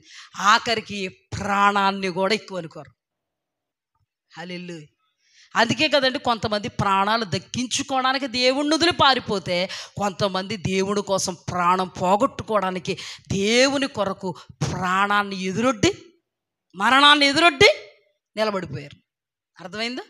కొంతమంది వాక్యంలో ప్రాణం దక్కించుకోవడానికి దేవుణ్ణే వదిలేసుకున్నారు, కానీ అదే దేవుణ్ణి దక్కించుకోవడానికి ప్రాణం వదిలేస్తున్న వాళ్ళు కొంతమంది అయితే వదులుకోవడానికి వెళ్ళిపోతున్నప్పుడు వాళ్ళ ప్రాణం మీద ఎవరికి అధికారం లేకుండా సజీవులుగా నిలబెట్టి వాడుకున్న దేవుడు వాళ్ళ పక్షంగా ఉన్నాడు. హల్లెలూయా. ఎందుకు వాళ్ళకి అంత ధైర్యం? ఈ మనుష్యునిలో లేనిది ఆ మనుష్యునిలో ఉన్నదేంటో తెలుసా? ఈ మనుష్యునిలో దేవునికి స్థానం లేదు, ఆ మనుష్యునిలో దేవునికి స్థానం ఉంది. హల్లెలూయా. ఈ రోజున మనం దేవునికి మనలో స్థానం లేకుండా మనము ఎంతగా దేవుని కోసం చేసినా అది ఓవర్ కాన్ఫిడెన్సే తప్ప మనము దానిలో నిలబడడం అసంభవం. అసంభవం. ఎప్పుడు కూడా దేవుడు ఒక వ్యక్తిలో ఉన్నాడు అనడానికి రుజువు ఏంటో తెలుసా? దైవజనుడు చెప్తున్న మాటకి లోబడతాడు. వాక్య రూపంలో చెప్పిన లోబడతాడు, డైరెక్ట్గా ఆజ్ఞాపించిన లోబడతాడు. ఇలా చెయ్యండి మీరు అంటే లోబడతాడు, ఇలా చెయ్యొద్దు మీరు అంటే లోబడతాడు. నిజంగా వారిలో దేవుడు లేడు అనుకో, ఇలా చెయ్యండి అంటే అది చేస్తాం, ఇలా చేయకండి అలాగే చేస్తాం. ఇలా పడుకోకండి అయ్యా, నిద్రపోకూడదు దేవుడి సన్నిధిలో, మేము నిద్రవుతాం అని చెప్పరు. అంటే దాని అర్థం మేము ఇంతే. ఇలా రండమ్మా పరిచర్యకి, మీరు రాం అని చెప్పరు. మా వైఖరి ఇంతే, మా తీరు ఇంతే, మేమింతే. ఎప్పుడూ కూడా ఒకరిని దేవుడు తన ఆత్మచేత నడిపిస్తున్నప్పుడు వాడు దేవునికి, దేవుని వాక్యానికి, దైవజనులకి లోబడతాడు. లేకపోతే నాటకీయమే. అవునన్నా కాదన్నా? మనల్ని మనం ఎలా పరీక్ష చేసుకోవాలో మన పాస్టర్ గారు అన్నారు కదా, ఇలాంటి పరీక్ష ఉంటే బాగుండు రిజల్ట్ అలా చూపించేద్ది. అది రాదమ్మా, అది ఉండదు. పరీక్ష ఏముండదమ్మా, ఇదే నీకు, ఇదే పరీక్ష. రాదు. నీకు ఏదన్నా ఒక మిషన్ వద్దు అనుకుంటున్నావా? సత్తే రాదు, నువ్వు సచ్చి వరకు రాదు, రాకడ పర్యాంత వరకు రాదు, రాసిచ్చేస్తున్నాను. వాక్యమే ఇదే కొలమానం, ఇదే నిన్ను పరీక్షించేటువంటి మిషన్, పరికరం. ఇందులోంచి చూసుకోవాలి నువ్వు. ఒకరిలో దేవుడు ఉన్నాడు, దేవుని ఆత్మ ఉంది అంటే ఎంత ప్రతికూలత అయినా ఆ మాటకు లోబడి అనుకూలం చేసుకుంటాడు. హల్లెలూయా, హల్లెలూయా. ఎంత ప్రతికూలమైన అనుకూలం చేసుకుంటాడో, చేసుకోవడానికి ప్రయత్నిస్తాడు. అందుకే ఎలీషాకు సులభమైంది. అందుకే దేవుని వాక్యంలో నా కాడి సులువు, నా భారము తేలిక. ఏమండి, ఇతనికి ఏమి ఎంత బరువు అయిపోయిందో కాడి. ఎవరికి? మొదటివాడికి. ఓవర్ కాన్ఫిడెన్స్ అన్న క్యారెక్టర్కి ఎంత భారం అయిపోయిందో. ఈ రోజున కూడా మీ అందరికీ బుధవారం గృహ కూడిక లేదా కృతజ్ఞత కూడిక లేదా బైబిల్ స్టడీ భాగ్యమైపోతే మీలాంటి కొందరికి ఎంత భారం అయిపోతుందో. అవునా కాదా? కరెక్ట్ తప్ప? ఎందుకు? మీకు ఎంత ఈజీ అయిపోతుంది, వాళ్ళకి ఎంత భారం బండరాయి అయిపోతుంది. బండరాయి, ఈ బండరాయి నేను దొలిచిన ఎంత ఉందది మీకు. అదా గొలకరెట్ గేంటి పాడేసాం. అందుకే పని కూడా కాగా ముగించుకుని వచ్చి కూర్చున్నారు. అవునా కదా? నేను చెప్పింది కరెక్టా తప్పు అయితేనమ్మో అలాగన్నా నేను. దేవుని వాక్యంలో చెప్పింది కరెక్టే, ఎవరు అవురన్నా కాదన్నా.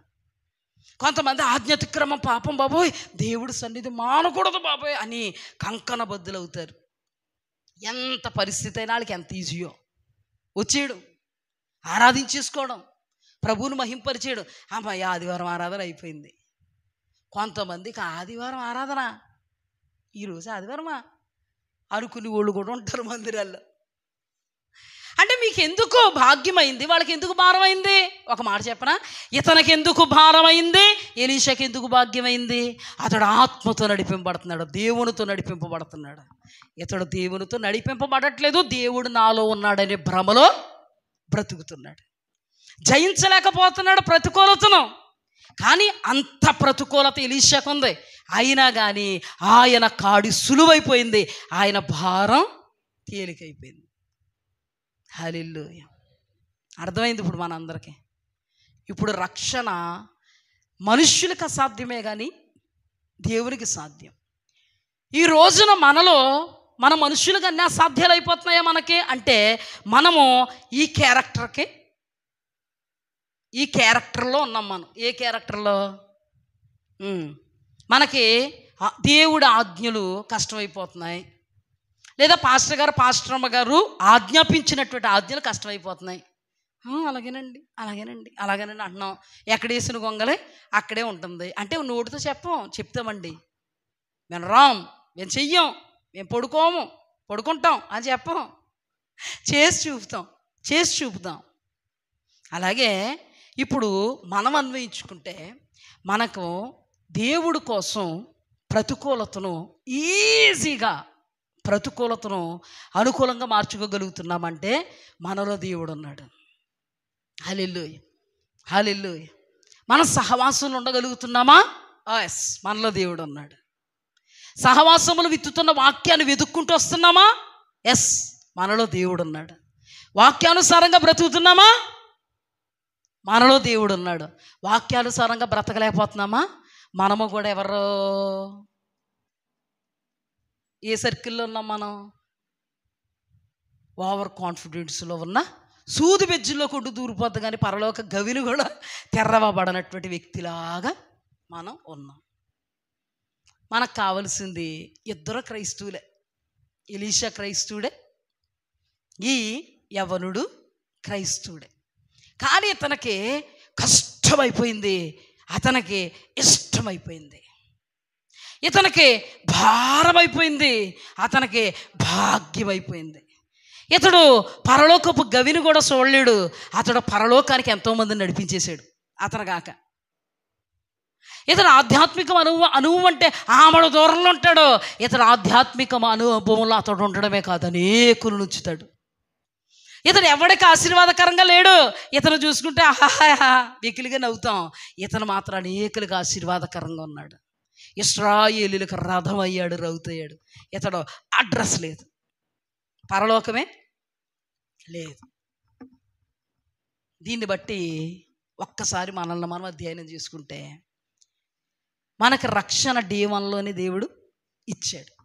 ఎప్పుడైతే మనం దైవజనులు ఎదుట నిలబడి దేవుని యొక్క సమక్షంలో దైవజనుల ముఖాంతరంగా బాప్తిస్మ అనుభవాలు ఉన్నారో, అప్పుడు దేవుడు మీ కొరకు నేడు నీ ఇంటికి రక్షణ వచ్చింది.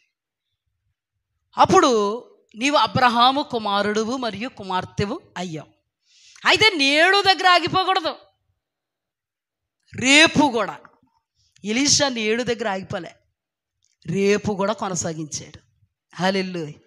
చచ్చే వరకు కొనసాగించాడు. కానీ ఇతడు నేడు దగ్గరే ఆగిపోయాడు, రేపు చేయలేకపోయాడు, దేవునికి అనుకూలంగా ఉండలేకపోయాడు, ఆజ్ఞ గైకొనలేకపోయాడు, దేవునికి ప్రధాన స్థానాన్ని ఇవ్వలేకపోయాడు. దేవుడే కాదు, నాకు ధనమే దేవుడని మనందరికీ చూపించాడు. అలాగే మన జీవితంలో D1లో దేవుడు రక్షణ ఇచ్చాడే, దాన్ని కొనసాగించుకుంటేనే పరలోక రాజ్యం ప్రవేశిస్తాం. దాన్ని కొనసాగించుకున్నవాడే దేవుని ఆత్మను మెయింటైన్ చేస్తున్నవాడు, దేవుని హృదయంలో భద్రపరుచుకున్నవాడు. ఇది దేవుని ఇల్లు, ఇది దేవుని ఆలయం, ఇది దేవుని గృహం అని దేవునికి మాత్రమే ప్రియారిటీ ఇచ్చేవాడు, వీడు ఎంత ప్రతికూలత అయినా దేవుని కోసం అనుకూలంగా మార్చుకుంటాడు. దేవుడికే ప్రియారిటీ ఇస్తాడు. దైవజనుడి ముఖాంతరంగా వస్తున్న వాక్యానికి లేదా వ్యక్తిగతంగా నీకు ఇస్తున్నటువంటి హెచ్చరికే మాటకి సలహాకి తలొగ్గుతాడు. దేవుని ఆత్మ లేనుడు అలాగేనండి, అలాగేనండి. ఫస్ట్ రోడ్ కూడా అలాగేనాడు, వచ్చేస్తానండి, ప్లెడ్జ్లో ఉంటానండి అన్నాడు. 4 రోజులు కాదు కదా, 40 రోజులైనా ఆడు తీరు మారలే. అప్పుడు సారు కంచిరాకు వచ్చేసి, ఈడు లేట్ కమ్మర్, స్ట్రిక్టు, మా స్కూల్లో నీకు స్థానం లేదు, మీ నాన్న తీసినా టీసీ ఇచ్చేస్తాను అంటాడు. స్ట్రిక్ట్ స్కూల్స్ ఇలాగే ఉంటాయి. స్ట్రిక్ట్గా ఉండడం మంచిదే కదా. ఏమండి, మన పిల్లల్ని స్ట్రిక్ట్గా ఉండి స్కూల్లో వేయాలనుకుంటామా? ఇలాగెళ్ళి కూర్చుని ఇంటికి వచ్చి టీ తాగి మళ్ళీ అలాగెళ్ళి ఇంటికి వచ్చి అమ్మా పాలుగాయవే అంటే నువ్వేమంటావు? ఒరే నీకు బుద్ధి ఉందా లేదురా, ఎందుకు వెళ్తున్నావురా నువ్వు స్కూల్కి? అసలు నీకు ఎక్కడ కాదు, దూరంగా వేసేస్తాను రా హాస్టల్ అంటామనమా? ఒక మాట చెప్పండి అమ్మా, బాగుంది కదా, స్ట్రిక్ట్గా ఉంటేనే బాగుంటుంది కదా. స్ట్రిక్ట్గా ఉండి సరిగ్గా రావట్లేదనుకో, కుర్రోడు కొట్టాడు అనుకో సారు, నువ్వు డబ్బులు చాలా కడుతున్నావు, కొట్టాడు అనుకో సార్, ఏమంటావు నువ్వు? ఇంకా కొట్టాలా, తొందరగా పంపించేస్తాను, కొడుతున్నాడని తొందరగా పంపిస్తా, కానీ సార్ని మాత్రం ఏమీ అన్నావు. ఎందుకంటే నువ్వు ఇష్టపడుతున్నావు దేన్ని? స్ట్రిక్ట్గా ఉండడాన్ని ఇష్టపడుతున్నావు. ఒక స్కూల్ యాజమాన్యం స్ట్రిక్ట్గా ఉందనుకోండి, అక్కడ ఉన్నటువంటి యాజమాన్యానికి స్కూల్కి కూడా విలువ వస్తుంది. ఆ స్కూల్ ఎవరు పెట్టారో అతనికి చాలా విలువ పెరిగిపోద్ది. ఆ స్కూల్కి ఎంతోమంది పిల్లల్ని వేయడానికి ఏమవుతారు? ఆతృత పడిపోతుంటారు. పిల్లలకి ఇంకా ఖాళీ ఉండదు అనమాట, ఇంకా అన్నీ అయిపోయినాయండి అని బోర్డు పెట్టేస్తారు అక్కడ. అలాంటి స్కూల్లో వేయడం మనకి ఎంత ఆసక్తో కదా. మీకేంట్లే, మాకు కూడా ఆసక్తి. అంతేగాని ఇంత ఇలా కట్టించుకుని లూజు గుదిలేస్తున్నారంట, మధ్యలో పిల్లలు షాపింగ్కి వెళ్తున్నారంట అన్నారనుకో, ముందు ఎవరిని అంటాం మనం? విలువ ఉండదు. మీకే తెలుసు మీ పిల్లలకు మంచి ర్యాంక్స్ రావు. మీరు ప్రయాసపడి కష్టపడి చెమటొచ్చి రెక్కల ముక్కలు తీసుకుని వాళ్ళ కొరకు కడుతున్నటువంటి ఫీజులు ఏవైపోతాయి? వ్యర్థమైపోతాయి కదా. స్ట్రిక్ట్గా ఉంటే ఎలా ఉంటుంది? మీ అమ్మాయి బాగా చదివేద్ది, మీ అబ్బాయి బాగా చదివేస్తాడు, ఇంగ్లీష్ టు ఇంగ్లీష్ మాట్లాడేస్తాడు. ఇంగ్లీష్ మాట్లాడితే మనం మురిసిపోతాం, ఎందుకంటే ఇంగ్లీష్ మీడియంలో చదివేస్తున్నాం కాబట్టి. ఇంగ్లీష్ మాట్లాడితే తప్పకుండా మురిసిపోరు, రేపు బోల్డ్ డబ్బులు చదివిస్తున్నారు, ఇంగ్లీషే మాట్లాడాడు, తప్పేం లేదు, మన ఆశ అది కదా. ఎక్కడికైనా, ఎందుకంటే మన తెలుగు కన్నడ ఇక్కడిక్కడే, ఇంగ్లీష్ అయితే ఎక్కడికైనా వెళ్ళిపోవచ్చు, అవునా. స్ట్రిక్ట్గా ఉంటే మనం చాలా ఇష్టపడతాం, యాజమాన్యానికి కూడా చాలా మంచి పేరు వస్తుంది, పిల్లల భవిష్యత్తులు బాగుంటాయి, అన్నీ సెటరైట్ అవుతాయి. స్కూల్ యాజమాన్యం అలాగున్నప్పుడు దేవునికి సంబంధించినటువంటి ఈ ఆత్మ సంబంధమైన బడి ఎలా ఉండాలి? అది స్ట్రిక్ట్గా లేకపోతే తిట్టుకుంటాం, ఇది స్ట్రిక్ట్గా ఉంటే తిట్టుకుంటాం. అంటే మీరు ఎవరు తిట్టుకోక పాపం మీకు అర్థమవుతే కొంతమంది, అర్థమైందా? అది స్ట్రిక్ట్గా లేకపోతే తిట్టుకుంటాం, ఇది స్ట్రిక్ట్గా ఉంటే తిట్టుకుంటాం. అక్కడ సార్స్ లూజు వదిలితే తిట్టుకుంటాము, ఇక్కడ స్ట్రిక్ట్గా చెప్తే తిట్టుకుంటాం. ఎందుకంటే ఎంత తేడా? అది తాత్కాలికంగా చనిపోయేంత వరకు కూడా మనం జాబులు చెయ్యం, చచ్చిపోయే వరకు చేయించుకుంటాడేంటి? నేను చేస్తానన్నా చేయించండి, నీ కళ్ళు అంతలేదని ఏంటి అంటాడు. కానీ ఈ పని ఏంటో తెలుసా? నువ్వు వృద్ధ దశలోకి వెళ్ళిపోయి రేపు పొద్దున్న నీ ప్రాణం పోయినా కూడా నీకు మంచిగా బోధిస్తాడు దైవజనుడు. హల్లెలూయా, హల్లెలూయా. ఇది నువ్వు చచ్చే వరకు కూడా నీకు ఉపయోగం, చచ్చే వరకు కూడా నిన్ను కడద్ది, చచ్చే వరకు నిన్ను బాగు చేస్తుంది, చచ్చే వరకు నీ శారీరకమైన అభివృద్ధికి పాటుపడద్ది, నువ్వు చచ్చే వరకు నీ ఆత్మీయ అభివృద్ధికి పాటుపడద్ది. నీకు మాత్రమే కాదు, నీ పిల్లల కొరకు, నీ పిల్ల తరాల కొరకు ఇది ఉపయోగపడద్ది. హల్లెలూయా, హల్లెలూయా. అదా మీ అమ్మాయికి ఉపయోగపడింది, మీ అబ్బాయికి ఉపయోగపడింది. మీ అమ్మాయికి ఎన్ని డబ్బులు చదివించాలో అంటే మీకు ఎలా చెప్తే అర్థమవుతుందా? చెప్తున్నా అర్థమవుతుందా? ఏమండి మా అమ్మాయి చదివించాం కదండి, మా అమ్మాయికి కొంత కొసర మా అబ్బాయిని వేసేసుకోండి అంటే కొసర రాలేదు, ఎస రాలేదు. కొసర ఎసరేటి ఇది ఏమన్నా బీరకాయ బెండకాయ కొసర వేయడానికి? అలా కుదరదమ్మా. ఈ అబ్బాయికి ఎంత పెట్టి చదివిస్తున్నారో ఆ అమ్మాయికి కూడా అంత పెట్టి చదివించాలి. ఈ పిల్ల బట్టలు ఆ పిల్లడికి సరిపోలేదు, ఆ పిల్ల బట్టలు ఆ పిల్లకి సరిపోవు, ఎందుకంటే ఆ సంవత్సరం అయ్యేటప్పటికి సిరిగిపోతుంది. కానీ ఇది అలా కాదు. ఇది నీకు, నీ పిల్లలకి, నీ పిల్ల తరాలకి, నీ సంతతికి సరిపోయేది. హల్లెలూయా. అక్కడ నువ్వు లక్షలు వెచ్చిస్తావు, ఇక్కడ ఒక్క రూపాయి వెచ్చించక్కర్లేదు. కానుకల కోసం దశంభాగాల కోసం చెప్తలేదు నేను. కానుకలు దశంభాగా అది ధర్మం. మనం తిని త్రాగి బట్ట కట్టడం మన శరీరానికి, మన దేహానికి, మన జీవనానికి ఎంత ఉపయోగమో ఆత్మ సంబంధంగా దేవుడు నీకు రక్షణ, విమోచన, విడుదలిచ్చినప్పుడు ఇది కూడా నీ దినచర్యంతో ఈ కార్యాలు జరిగించడం అంత. ఇందులో నీకు పోయేదేమీ లేదు. వచ్చిదే నువ్వు బట్ట కట్టుకుంటే నీకు పోయేదేదన్నుందా? నువ్వు తింటే నీకు పోయేదేమన్నుందా? నువ్వు త్రాగితే నువ్వు పోయేదేమన్నుందా? అది నీకు, నీ శరీరానికి మంచిది.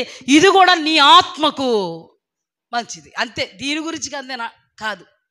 కానీ దేనికి కూడా ఇలాగ డబ్బులు ఇచ్చి మీరు చదువుకోవట్లేదు. ఇక్కడ ఆఖరి ట్యూషన్కైనా నెలకింత ఇవ్వాలి, కానీ ఇక్కడ మాత్రం ఉచితంగా వచ్చి ఉచితంగా. ఏమంటే ఉచితంగా ఏదన్నా ఇస్తుంటే డౌట్ వస్తుందంట జనానికి, డౌట్ వస్తుంది. కానీ దేవుడు రక్షణ ఉచితంగా ఇచ్చాడు. హల్లెలూయా. విమోచన ఉచితంగా ఇచ్చాడు, విడుదల ఉచితంగా ఇచ్చాడు, స్వస్థత ఉచితంగా ఇచ్చాడు, అభిషేకం ఉచితంగా ఇచ్చాడు, ఈవులు ఉచితంగా ఇచ్చాడు, తలాంతులు ఉచితంగా ఇచ్చాడు, కృపావరాలు ఉచితంగా ఇచ్చాడు, దైవజనుల్ని ఉచితంగా ఇచ్చాడు. హల్లెలూయా, హల్లెలూయా. ఇలాంటి దాన్ని ఇంకెంత జాగ్రత్తగా కాపాడుకోవాలి, ఎంత జాగ్రత్తగా కాపాడుకోవాలి. అది స్ట్రిక్ట్గా ఉండాలని కోరుకుంటాం, ఇది కూడా స్ట్రిక్ట్గా ఉండాలని కోరుకునే మనం స్ట్రిక్ట్గా ఉండగలగాలి. హల్లెలూయా. రేపొద్దున్న నీ వెనకతలు వచ్చిన వాళ్ళకి నువ్వు మాదిరిగా ఉండాలి, కరెక్ట్గా మాదిరిగా ఉండాలి. ఎందుకు అసాధ్యం అవుద్ది? నేను అదే అంటున్నాను, దేవుడు మనలో ఉంటే ఇది అసాధ్యం కాదు. మనుష్యులుగా మనకు అసాధ్యమే. దేవుడి మీద ఆశ పెట్టుకుంటే మనం, దేవుడే మనలో ఉంటే ఎందుకు అసాధ్యం అవుద్ది? ఏది అసాధ్యం కాదు. సమయానికి రావడం అసాధ్యం కాదు, చక్కగా లేచి నిలబడి ఆరాధన చేయడం అసాధ్యం కాదు. మనకు దేవుడు ఒక పక్క, మన పనిని కూడా పక్కన పెట్టి అనుకూలం చేసుకున్న తర్వాత పనిని చేసుకోవడం కూడా మనకి అసాధ్యం కాదు. ఇంకో విషయం, స్ట్రిక్ట్గా ఉండాలని కోరుకుంటామే, నీ దైవజనుడు, నీ దైవజనురాలు స్ట్రిక్ట్గా ఉన్నందుకు దేవుని స్తుతించాలి. హల్లెలూయా. ఆత్మీయులు ఎప్పుడు కూడా స్ట్రిక్ట్గానే ఉంటారు. దేవాది దేవుడు శిష్యులు ఎదుట చాలా స్ట్రిక్ట్గా ఉన్నారు కాబట్టే ఎక్కడికక్కడ అంధత్వాన్ని దేవుడు ఏం చేస్తూ ఉండేవాడు? అందులారా, మందత్వం కలిగినవారా, మూర్ఖులారా, మూర్ఖుతరమా, అవివేకులారా అన్నారా లేదా? అంటే స్ట్రిక్ట్గా ఉంటే బాధపడకూడదు. మరి దేవుని వాక్యాన్ని బట్టి స్ట్రిక్ట్గా ఉంటే బాధపడకూడదు. ముక్కుసూటిగా దైవికంగా ఉండాల్సిన విధంలో ఉండకపోతే, వాక్యంలో నుంచే కాకుండా వ్యక్తిగతంగా కూడా ఏదైనా చెప్తే ఇతనిలాగా ఉండకూడదు. ఫస్ట్ ధ్యానించుకున్నట్టు అలాగేనండి అని మన బాడీలో మనం ఉండకూడదు. ప్రభువు ఎప్పుడు కూడా మనం మేలుకరంగా ఉండాలని మనం ప్రోత్సహించడానికి మనతో మాట్లాడతాడు. సంఘం అనేది చాలా ప్రాముఖ్యమైనది. దైవజనులు సంఘానికి స్ట్రిక్ట్గా లేకపోతే కట్టలు తెంచుకుని ఉంటారు, ప్రజలు కట్టలు తెంచుకుని ఉంటారు. దైవజనుడు అనబడిన వాళ్ళు చాలా స్ట్రిక్ట్గా సంఘాన్ని నడిపించగలగాలి. పౌలు గారు అలా నడిపించారా లేదా? యేసుక్రీస్తు ప్రభువారు శిష్యుల్ని పెట్టారా లేదా అలాగా? మరి స్ట్రిక్ట్గా ఉన్న వాళ్ళు అలాగ ఉండాలా ఉండకూడదా? స్ట్రిక్ట్గా లేనోళ్ళు సేవకులుగా ఉంటే ఏమైందో మన హోఫ్ని ఫినోహోస్ను మనం ధ్యానం చేసుకున్నామా? వాళ్ళకు ఆశీర్వాదకరంగా లేరు, వాళ్ళ ప్రజలకు ఆశీర్వాదకరంగా లేరు. స్ట్రిక్ట్గా ఉండడం అంటే ఏంటి? మన చదువులో, మన వ్యవహారంలో, మన స్టడీలో దైవజనులు స్ట్రిక్ట్గా ఉండడం అంటే ఏంటి? మొట్టమొదటగా మీ అనుకూలతను బట్టి మేము బోధించకూడదు. మీ ముఖ కవలికలను బట్టి మేము మాట మార్చకూడదు. మీరు ఎలా ఉన్నా ఉన్నది ఉన్నట్టుగా ముక్కు సూటిగా మేము మాట్లాడగలగాలి. మేము మనుష్యులుగా మిమ్మల్ని సంతోషపెట్టే వారం అయితే మాలో ఆత్మ లేదు. మనుష్యుల్ని సంతోషపెట్టు వారం అయితిమా మేము ఎన్నటికీ దేవుణ్ణి సంతోషపెట్టు వారం కాము.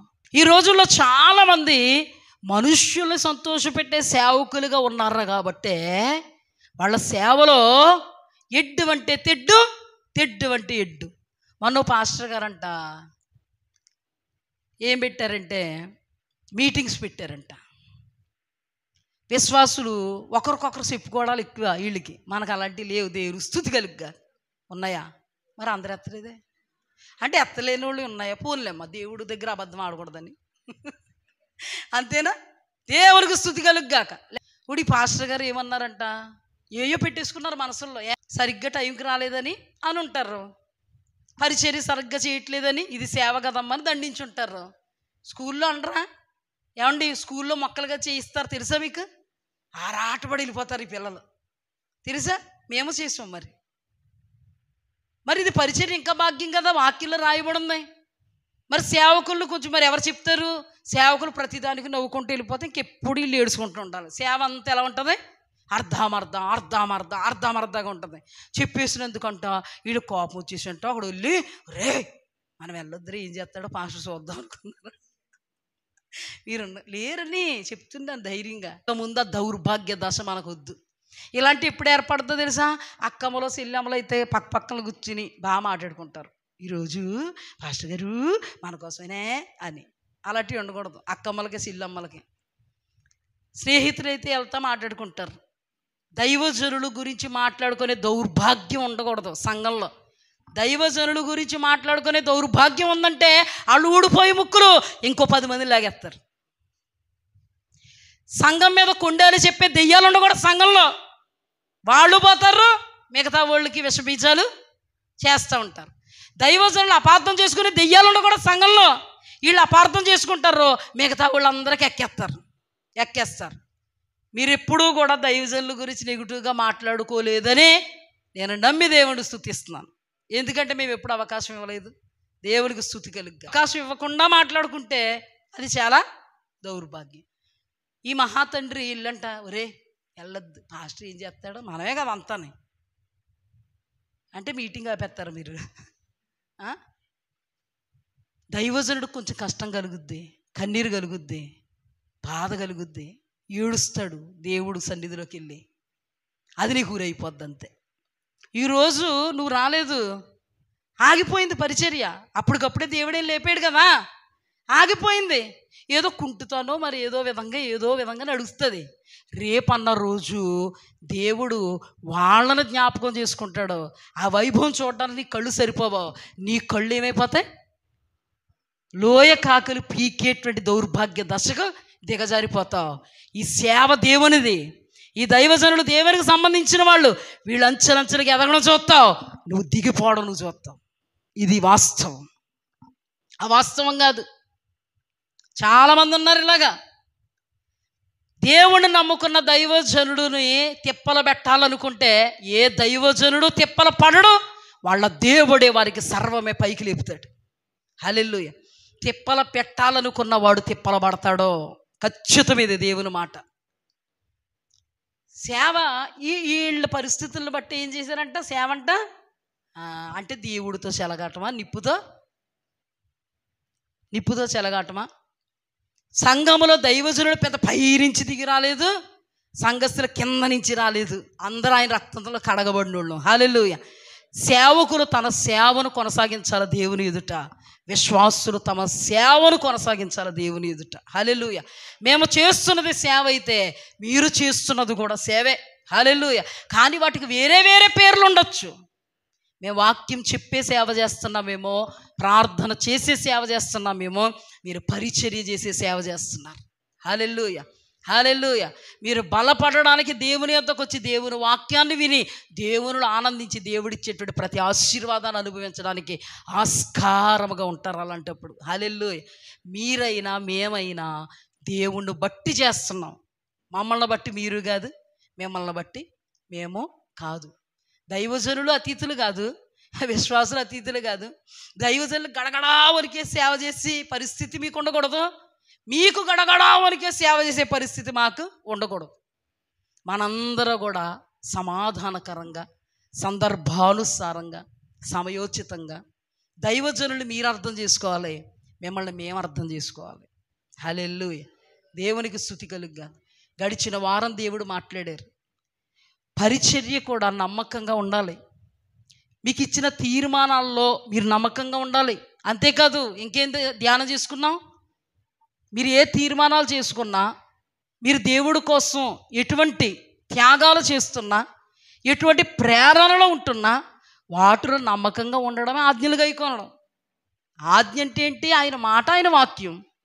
ఇప్పుడు మీకు ఇచ్చిన తీర్మానం ఎవరు? ఒక తీర్మానం తీసుకున్నారంటే ఏ మాటను ఎవరిని ఆధారం చేసుకుని తీసుకున్నారు? దేవుణ్ణి. ఒక పరిచర్య చేస్తారంటే ఎవరిని ఆధారం చేసుకున్నారు? దేవుణ్ణి, సేవకుడిని కాదు. కానీ సేవకుడు చెప్తాడు, చెప్పకుండా మీరు ఏవి చేయకుండా ఇష్టం వచ్చినట్టుగా దేవుని నామానికి అవమానం కలిగించేలాగా పైకోలాగా లోపలలాగా చూస్తే దేవుడు చూసుకుంటాడు, పర్లేదు అని నేను మోకరించి 2 చేతులు పైకి ఎత్తారనుకో, దేవుడు నన్ను అంటాడు, నువ్వు చేసి పని నువ్వు చెయ్యాలి. మేము చేసే పని ఏంటి? హెచ్చరించడం.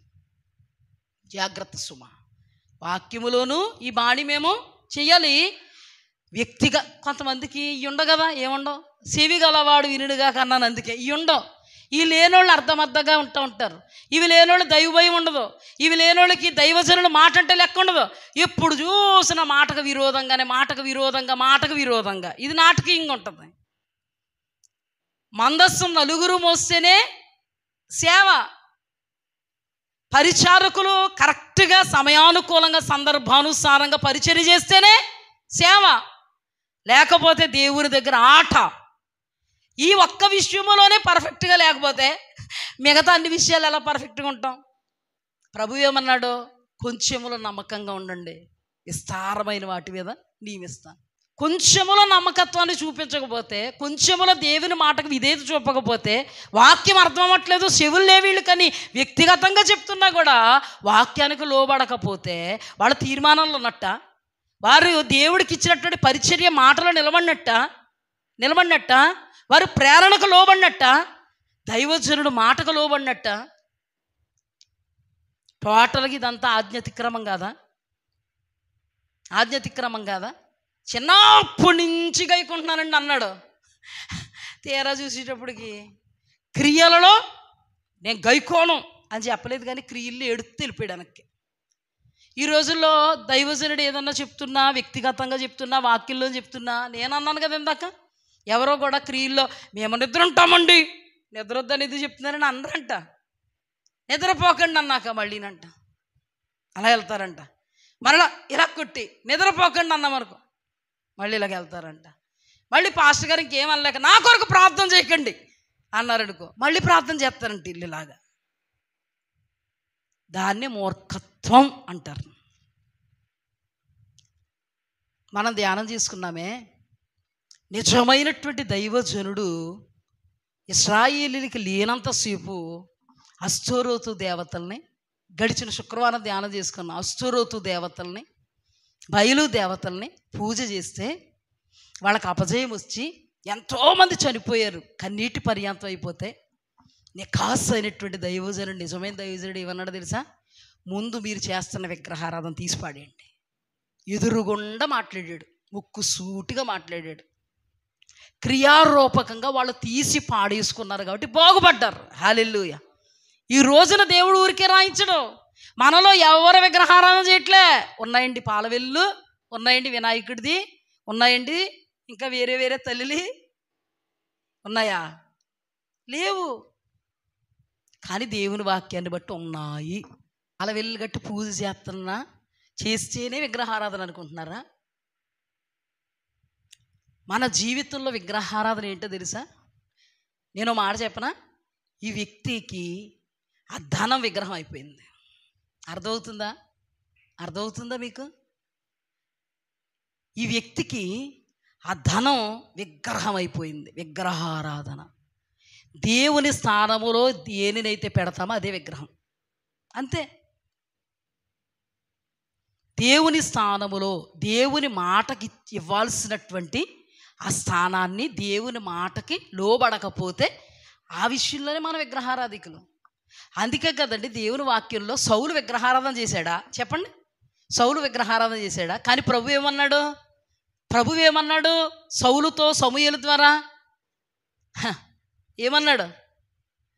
బలులు అర్పించడం కాదు, మాట వినుట శ్రేష్టం. ఈ మాట ఏంటి? ఆజ్ఞగా దేవుడు వాక్యంలో నుంచి మాట్లాడతాడు, దైవజనుల్లో నుంచి కూడా దేవుని మాటగా మాట్లాడతాడు. అందుకే కదా దేవుడు ఎక్కడ సౌలుతో మాట్లాడలే, దైవజనుడు ద్వారానే మాట్లాడాడు. కానీ దేవుడు ఏమన్నాడు? నా ఆజ్ఞ నువ్వు గైకొనలేదన్నాడు. అంటే సమూయేలు ద్వారా మాట్లాడిన మాటను గైకోలేదు కాబట్టి నా ఆజ్ఞ నువ్వు గైకోలేదన్నాడు. అన్నాడా లేదా ఆజ్ఞను? అంటే దేవుడు వచ్చి మాట్లాడితే గైకొనలేదన్నాడా? లేదా సమూయేలు ఇచ్చిన ఆజ్ఞను గైకొనకపోతే గైకొనలేదన్నాడా? అర్థమవుతుందా మీకు? అర్థమైందా?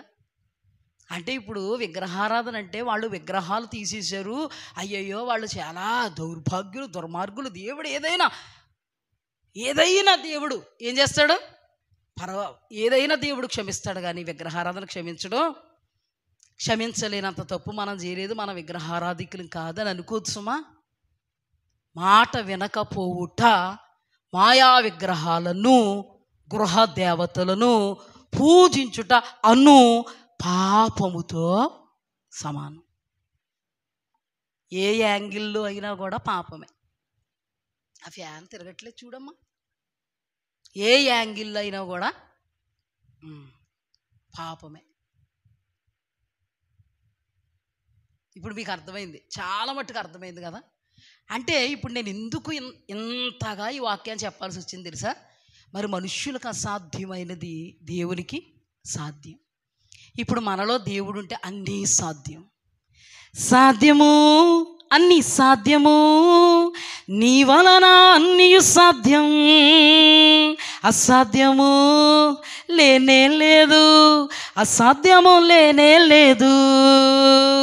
సాధ్యము, అన్నీ సాధ్యము, నీ వలన అన్నీ సాధ్యం. అసాధ్యము లేనే లేదు, అసాధ్యము లేనే లేదు. ఈ రోజున మనకు అసాధ్యాలు ఉన్నాయా? ఈ రోజున మనం జయించలేని ఉన్నవా? ఈ రోజున మనం దేవునికి కాక వేరే ఒకరికి ప్రియారిటీ ఇస్తున్నామా? ఈ రోజున ఆయన ఆజ్ఞలు మనకు భారంగా ఉన్నాయా? ఆయన కాడి మనకు బరువుగా ఉందా? ఖచ్చితంగా మనం అలా ఉండకూడదు. అలాంటప్పుడు దాని అర్థం ఏంటంటే మన హృదయంలో దేవునికి స్థానం లేదు. మనల్ని ఏలుబడి చేస్తున్నది దేవుని ఆత్మ కాదు. భ్రమలోనే పరిచర్యలు చేస్తాం, భ్రమలోనే ప్రార్థనలు చేస్తాం, భ్రమలోనే ఆరాధిస్తాం, భ్రమలోనే అర్పణలు అర్పిస్తాం, భ్రమలోనే దేవుడు అంట. ఒక్క మాట చెప్పండి, మనం ధ్యానం చేసుకునే వ్యక్తి భ్రమలో లేడా? మీరు ఎక్కడా కూడా కాదు లేదు అనకుండా దేవుడు మనతో మాట్లాడుతున్నాడు. ఈ వ్యక్తి భ్రమలో లేడా? ఇతని భ్రమ ఎక్కడి వరకు తీసుకుపోయింది? అయ్యయ్యయ్యా, ఇతని భ్రమ ఎక్కడ తీసుకుపోయింది? ఒక దైవజనుడు ఒక విశ్వాసుని బట్టి ఎప్పుడు సంతోషించగలడు? ఒక దేవుడు ఒక విశ్వాసుని బట్టి ఇప్పుడు సంతోషించగలడు? ఈ విశ్వాసుని బట్టి దేవుడు ఇప్పుడు సంతోషించగలడు? ఆజ్ఞను గైకుంటే ప్రతికూలతను కూడా పక్కన పెట్టి దేవుని నిమిత్తం అధిగమించి దేవుని మాటను గైకుంటే, దేవుడికి ప్రధానమైన స్థానాన్ని ఇస్తే ఆ వ్యక్తిని బట్టి దేవుడు సంతోషించగలడు. ఆ వ్యక్తిని బట్టి దేవుడు సంతోషించాలని గడిచిన వారం మనం మాట్లాడుకున్నట్టుగా ఆ వ్యక్తిని దేవుడు ప్రేమించి లోటు చెప్పాడు. అయ్యో ఈ నా బిడ్డకి తన లోటు తెలియట్లేదు, పోనీ ఈ బిడ్డ నన్ను ప్రేమించాలనుకుంటున్నాడో, నాతో మమేకం అవ్వాలనుకుంటున్నాడో, పరలోక రాజ్యం రావాలనుకుంటున్నాడు, నేను ఏదైతే చెప్తే చేస్తానన్నాడో, అయ్యో ఈ బిడ్డ కొదువు ఉంది, ఆ కొదువు ఈ బిడ్డకు తెలియట్లేదు, ఆ కొదువుని నేను బయట పెడితే ఇది నువ్వు కొదువు అంటే ఈ కొదువుని ఏం చేసుకుంటాడు, సరి చేసుకుంటాడు అని ప్రేమతో కొదువుని చెప్పాడు. ప్రేమతో కొదువు చెప్తే ఆ కొదువును పూడ్చుకోవాలన్న ఆలోచన ఆవగింజంత అయినా లేదు. ఈరోజు దైవజనుడు కూడా ఇంతగా సమయాన్ని వెచ్చించి స్వరం సరిగా రాకపోతున్నా, నిన్నంతా రెస్ట్ లేకపోయినా ఈ రోజున ఎందుకు ఆ దైవజనులో భారం ఉంది కాబట్టి, దేవుడు ఉన్నాడు కాబట్టి, దేవుని పని కొరకు దైవజనుడిని లేదా దైవజనురాల్ని దేవుడు నిలబెట్టుకున్నాడు. ఎందుకు?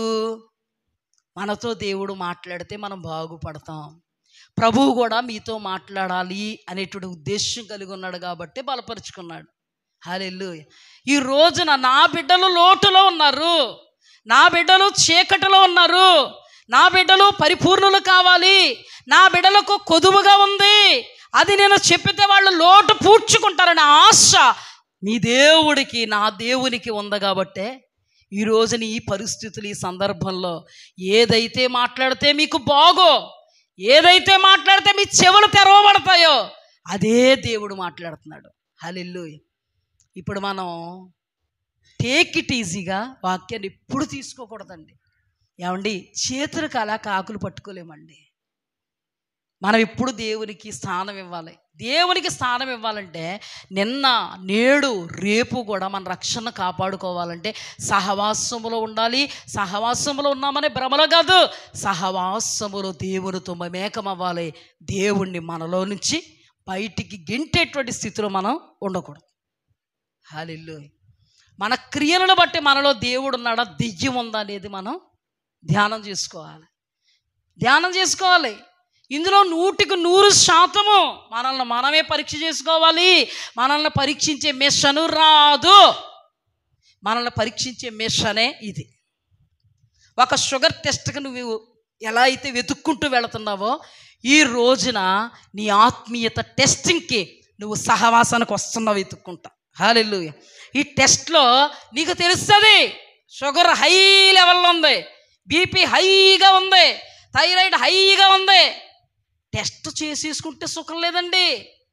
టెస్టింగ్ అయిన తర్వాత నీకు రిజల్ట్ తెలిసిన తర్వాత నువ్వు చీకటి ఛాయల్లో ఉన్నావని తెలుసుకున్న తర్వాత దాన్ని సెటరైట్ చేసుకుంటాను. ఇప్పుడు నాకు షుగర్ ఉంది, సపోజ్ 400 ఉందని వచ్చింది పరీక్షలో, సపోజ్ ఉందంటే ఇప్పుడు నేను ఏం చేయాలి? ఇంకా జాగ్రత్తగా ఉండాలి. ఇంకా జాగ్రత్తగా ఉండకుండా ఇంత చక్కెర వేసేసుకుని తినేసాను అనుకో, పైకే ఇంకింతే. అవునా? అలాగే ఇది టెస్టింగ్ మిషన్ అంటే ఇది. నువ్వు వెతుక్కుంటూ ఎలాగైతే టెస్టింగ్కి వెళ్తున్నావో, టెస్టింగ్ మిషన్ దగ్గరికి వచ్చావు. ఇప్పుడు దేవుడు వాక్యం ద్వారా నీ టెస్ట్లో రిజల్ట్ చెప్పేస్తున్నాడు. ఎప్పుడు వద్దో తెలుసా నీ రిజల్ట్? ఆయనే 15 నిమిషాలు, అరగంట ఉండమంటాడు. నువ్వు వాక్యం అంతా తినే వరకు నీకు రిజల్ట్ రాదు. నువ్వు వాక్యం విన్నాక రిజల్ట్ వస్తుంది. ఆ రిజల్ట్తో నువ్వు ఇంటికి వెళ్ళాలి. ఇప్పుడు ఆ రిజల్ట్ ఏంటి? నార్మల్లా, అవుట్ ఆఫా? అవునా? అంతేకాకుండా ఇక్కడ పరీక్ష అయిపోయిన తర్వాత, మనకు రిజల్ట్ వచ్చేసిన తర్వాత, మనకి బాగు ఓగు లేకుండా ఇంటికి వెళ్ళిన తర్వాత మన బాడీ మందే అంటే షుగర్ ఎక్కువైపోద్ది, వెళ్ళిపోతాం. అలాగే మన ఆత్మీయ జీవితంలో దేవుడు మనల్ని ప్రేమించి, గద్దించి, ఖండించి, హెచ్చరించి, బుద్ధి చెప్పి, అవసరమైతే కొట్టి సరిచేస్తూ ఉన్నప్పుడు మనం ఇంటికి వెళ్తే దులుపుకుని వెళ్ళిపోకూడదంట. ఈ రిజల్ట్ను బట్టి మనం టాలీ చేసుకుని సమానంగా మనం దేవుని త్రాసులో తూగేలాగా సెటరేట్ చేసుకోవాలి. హల్లెలూయా. ఇప్పుడు రిజల్ట్ ఏమొచ్చింది మనకి? సపోజ్ త్రాసులో తేలిపోయామంట. రిజల్ట్ ఏమొచ్చింది? త్రాసులో తేలిపోయామంట. ఇప్పుడు ఈ త్రాసుని అలాగా అలాగా అలాగా అలాగా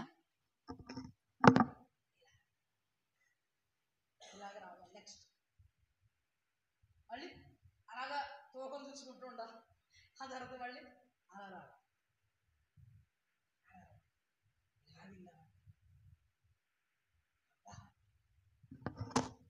మన క్రియలే దేవుని ఈ పరిస్థితి కంటే ఎక్కువగా ఉన్నాయంటే ఏంటి? త్యాగపూరితంగా మనం ఇంకా ఎక్కలేనట్టు ఎత్తైన కొండకి వెళ్ళిపోయామని అర్థం. తేలిపోయామని అర్థం. సమానంగా బ్యాలెన్స్ చేసుకోవాలి. హల్లెలూయా. ఆత్మీయ జీవితంలో సాఫీగా సాగగలుగుతాం. ప్రతిరోజు మనం తూకం వేసుకోవాలి. ఈరోజు ఇలా ప్రవర్తించారు, తేలేదు. అనరాని మాట్లాడేసారు, మొత్తానికి ఆధ్యాత్మికంగా ఇచ్చేసి ఇంకా తేలిపోయింది. ఎంత డిస్టెన్స్ ఉంది. ఇప్పుడు అవన్నీ ఆయన రక్తంలో కడుక్కుని సెట్ చేసుకుని ఇలా వెళ్ళి దీన్ని మళ్ళీ కష్టపడి ఇలా తేలిపోయి తీసుకొచ్చే పరిస్థితులు ఉండకూడదు. అప్పుడు దేవుడు కుక్క తోక వంకర అంటాడు. ఎందుకంటది డాక్టర్లు కూడా తిడతారు కదా. ఇంకా అస్తమాట నీకు ఇప్పుడు పైకే చూపిస్తుంది. ఇలాగైతే నువ్వు చాలా ప్రమాద పంచుల్లో ఉన్నావు అమ్మాయి, ఏం తినకూడదు, మరి చాలా జాగ్రత్తగా ఉండాలి, ఇన్సులిన్ ఎట్టేస్తాం చేస్తా అంటారు. అవునా? ఇన్సులిన్లో పెట్టేస్తే ఏం చేస్తుంది సార్? మనల్ని మనమే పొడుచుకోవాలి, మనల్ని మనమే బాధించుకోవాలి. అప్పుడైనా బుద్ధి వచ్చి కంట్రోల్గా ఉంటే ఏమవుతుంది? ట్యాబ్లెట్లో పడతాం. బాధించుకోవాలి, మనల్ని మనమే అనుకోవాలి. అప్పుడు గుచ్చుకోవాలి. డాక్టర్ గారు గుచ్చితేనే బాధేసేద్ది. ఇప్పుడు చచ్చినట్టు మనల్ని మనమే అంటే దీని అర్థం ఏంటంటే, పాస్టర్ గారు ఏమన్నంటేనే మనకు బాధేసేద్ది. ఇప్పుడు నుంచి మనం బాగుపడాలంటే పాస్టర్ గారు అనడమే కాదు, మనల్ని మనమే గుచ్చుకుంటే, మనల్ని మనమే విమర్శించుకుంటే, మనల్ని మనమే పరీక్షించుకుంటే అది అర్థమైందా?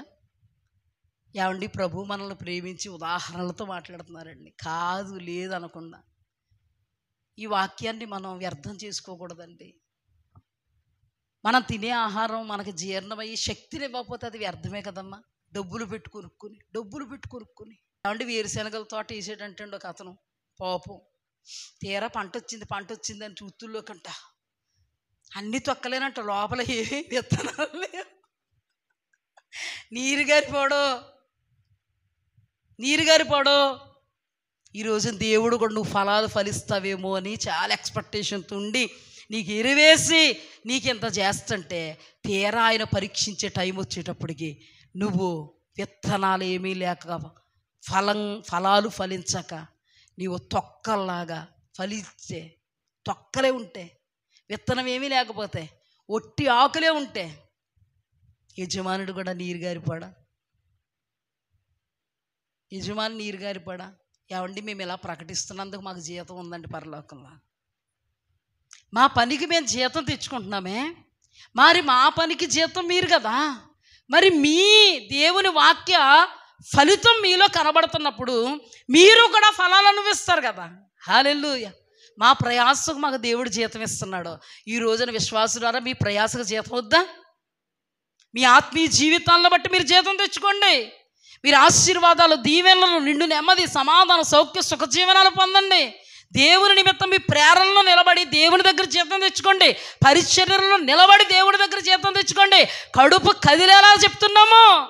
మాకేం పర్లేదు, ఏ టొక్కలేదు, జీతం ఇచ్చేసాడు. మాకు నమ్మకం ఉంది, మా జీతం అక్కడ ఉంది. ఇదిగో ఈ టైంలో ఇంత జీతం అని ఇచ్చేసాడు, పరలోకంలో పెట్టేశాడు. మాకు ఇబ్బంది ఏం లేదు. కానీ మనం ఒక యజమానుడు పంట పండకపోతే నీరు గారిపోతుంటే, మరి మీ జీవితాల్లో కూడా మీకు అంత బాధ కలగాలి, అన్వించుకోవాలి. మన జీవితాలు నీరు గారకూడదు, ఎప్పుడు వాక్యం వ్యర్థం అయిపోకూడదు. ఈ వాక్యం ద్వారా నువ్వు ఫలించాలి. హల్లెలూయా. ఈ వాక్యం ద్వారా నువ్వు ఇంకా ఫలాలు ఫలించాలి. నీకు వాక్యం ఏరులై ప్రవహిస్తూ ఉన్నప్పుడు నీలో ఫలాలు ఉబుకుతూ ఉండాలి, అభిషేకం ఉబుకుతూ ఉండాలి, దేవుని ఆత్మ ఉబుకుతూ ఉండాలి, దేవుని ఆత్మ ఫలం ఉబుకుతూ ఉండాలి. ఎంత వాక్యం విన్న తర్వాత కూడా ఆత్మ ఫలం లేకుండా మాటల్లో పడిపోవడం, క్రియల్లో పడిపోవడం, చేతల్లో పడిపోవడం, మన జీవితంలో ఎందుకు వచ్చిందో తెలియదు అన్నట్టుగా బ్రతకడం అనేది శోచనీయం. మనం ఏది వ్యర్థం చేసుకోకూడదండి. హల్లెలూయా. దేవుడి దగ్గర లేనిదంటే ఏది లేదండి. ప్రభు మనకి ఏది ఇవ్వనంలే. నావన్నీ నీవి, నీవన్నీ నావి అన్నారా లేదా? మనం దేవుడి దగ్గర నుంచి ఎన్ని పొందుకోవాలో తెలుసా? ఎన్ని పొందుకోవాలి? మనకు అనారోగ్యమా? ఆరోగ్యం పొందుకోవాలి. అశాంత సమాధానం పొందుకోవాలి. నెమ్మది పొందుకోవాలి. సుఖంగా జీవింపజేయవాడంట. సమస్తం ధారాళంగా దయచేవాడంట. అస్థిరమైనవి కాదంట, ఆయన ఇచ్చేవి స్థిరమైనవంట. హల్లెలూయా. ఈ లోకంలో శభాష్ అని దేవుడితో చెప్పించుకుని అందరికి మాదిరిగా ఉంటూ మన జీవితంలో దేవుడు చేసిన కార్యాలే మన నోటితో చెప్పక్కర్లేకుండా విశ్వాసులందరికీ మాదిరిగా ఉంటూ మనం పరలోక రాజ్యం ప్రవేశిస్తే అది మనతో ఉండిపోదంట. మన పిల్ల తరాలకు కూడా సరిపోద్దంట. హల్లెలూయా. దేవునికి స్తుతి కలిగాక. ఏ రోజు కూడా నాటకీయంగా మనం ఉండకూడదు. వాక్యాన్ని బట్టి ఏ రోజు కూడా ఓవర్ కాన్ఫిడెన్స్లో కూడా మనం ఉండకూడదు. ప్రతి విషయంలో సమస్తము దేవునికి సాధ్యం. ఆ దేవుణ్ణి మనం కలిగి ఉండాలి. మనకు సమస్తము సాధ్యం అవ్వాలి. హల్లెలూయా. మన రక్షణ నేడే కాదు, రేపు కూడా కొనసాగించాలి. హల్లెలూయా. దేవుని యొద్ద నుండి అతీతమైన కార్యాలు అనుభవించాలి. ఇటు కృపలో దేవాదేవుడు మనల్ని నడిపించును గాక. ఆమేన్.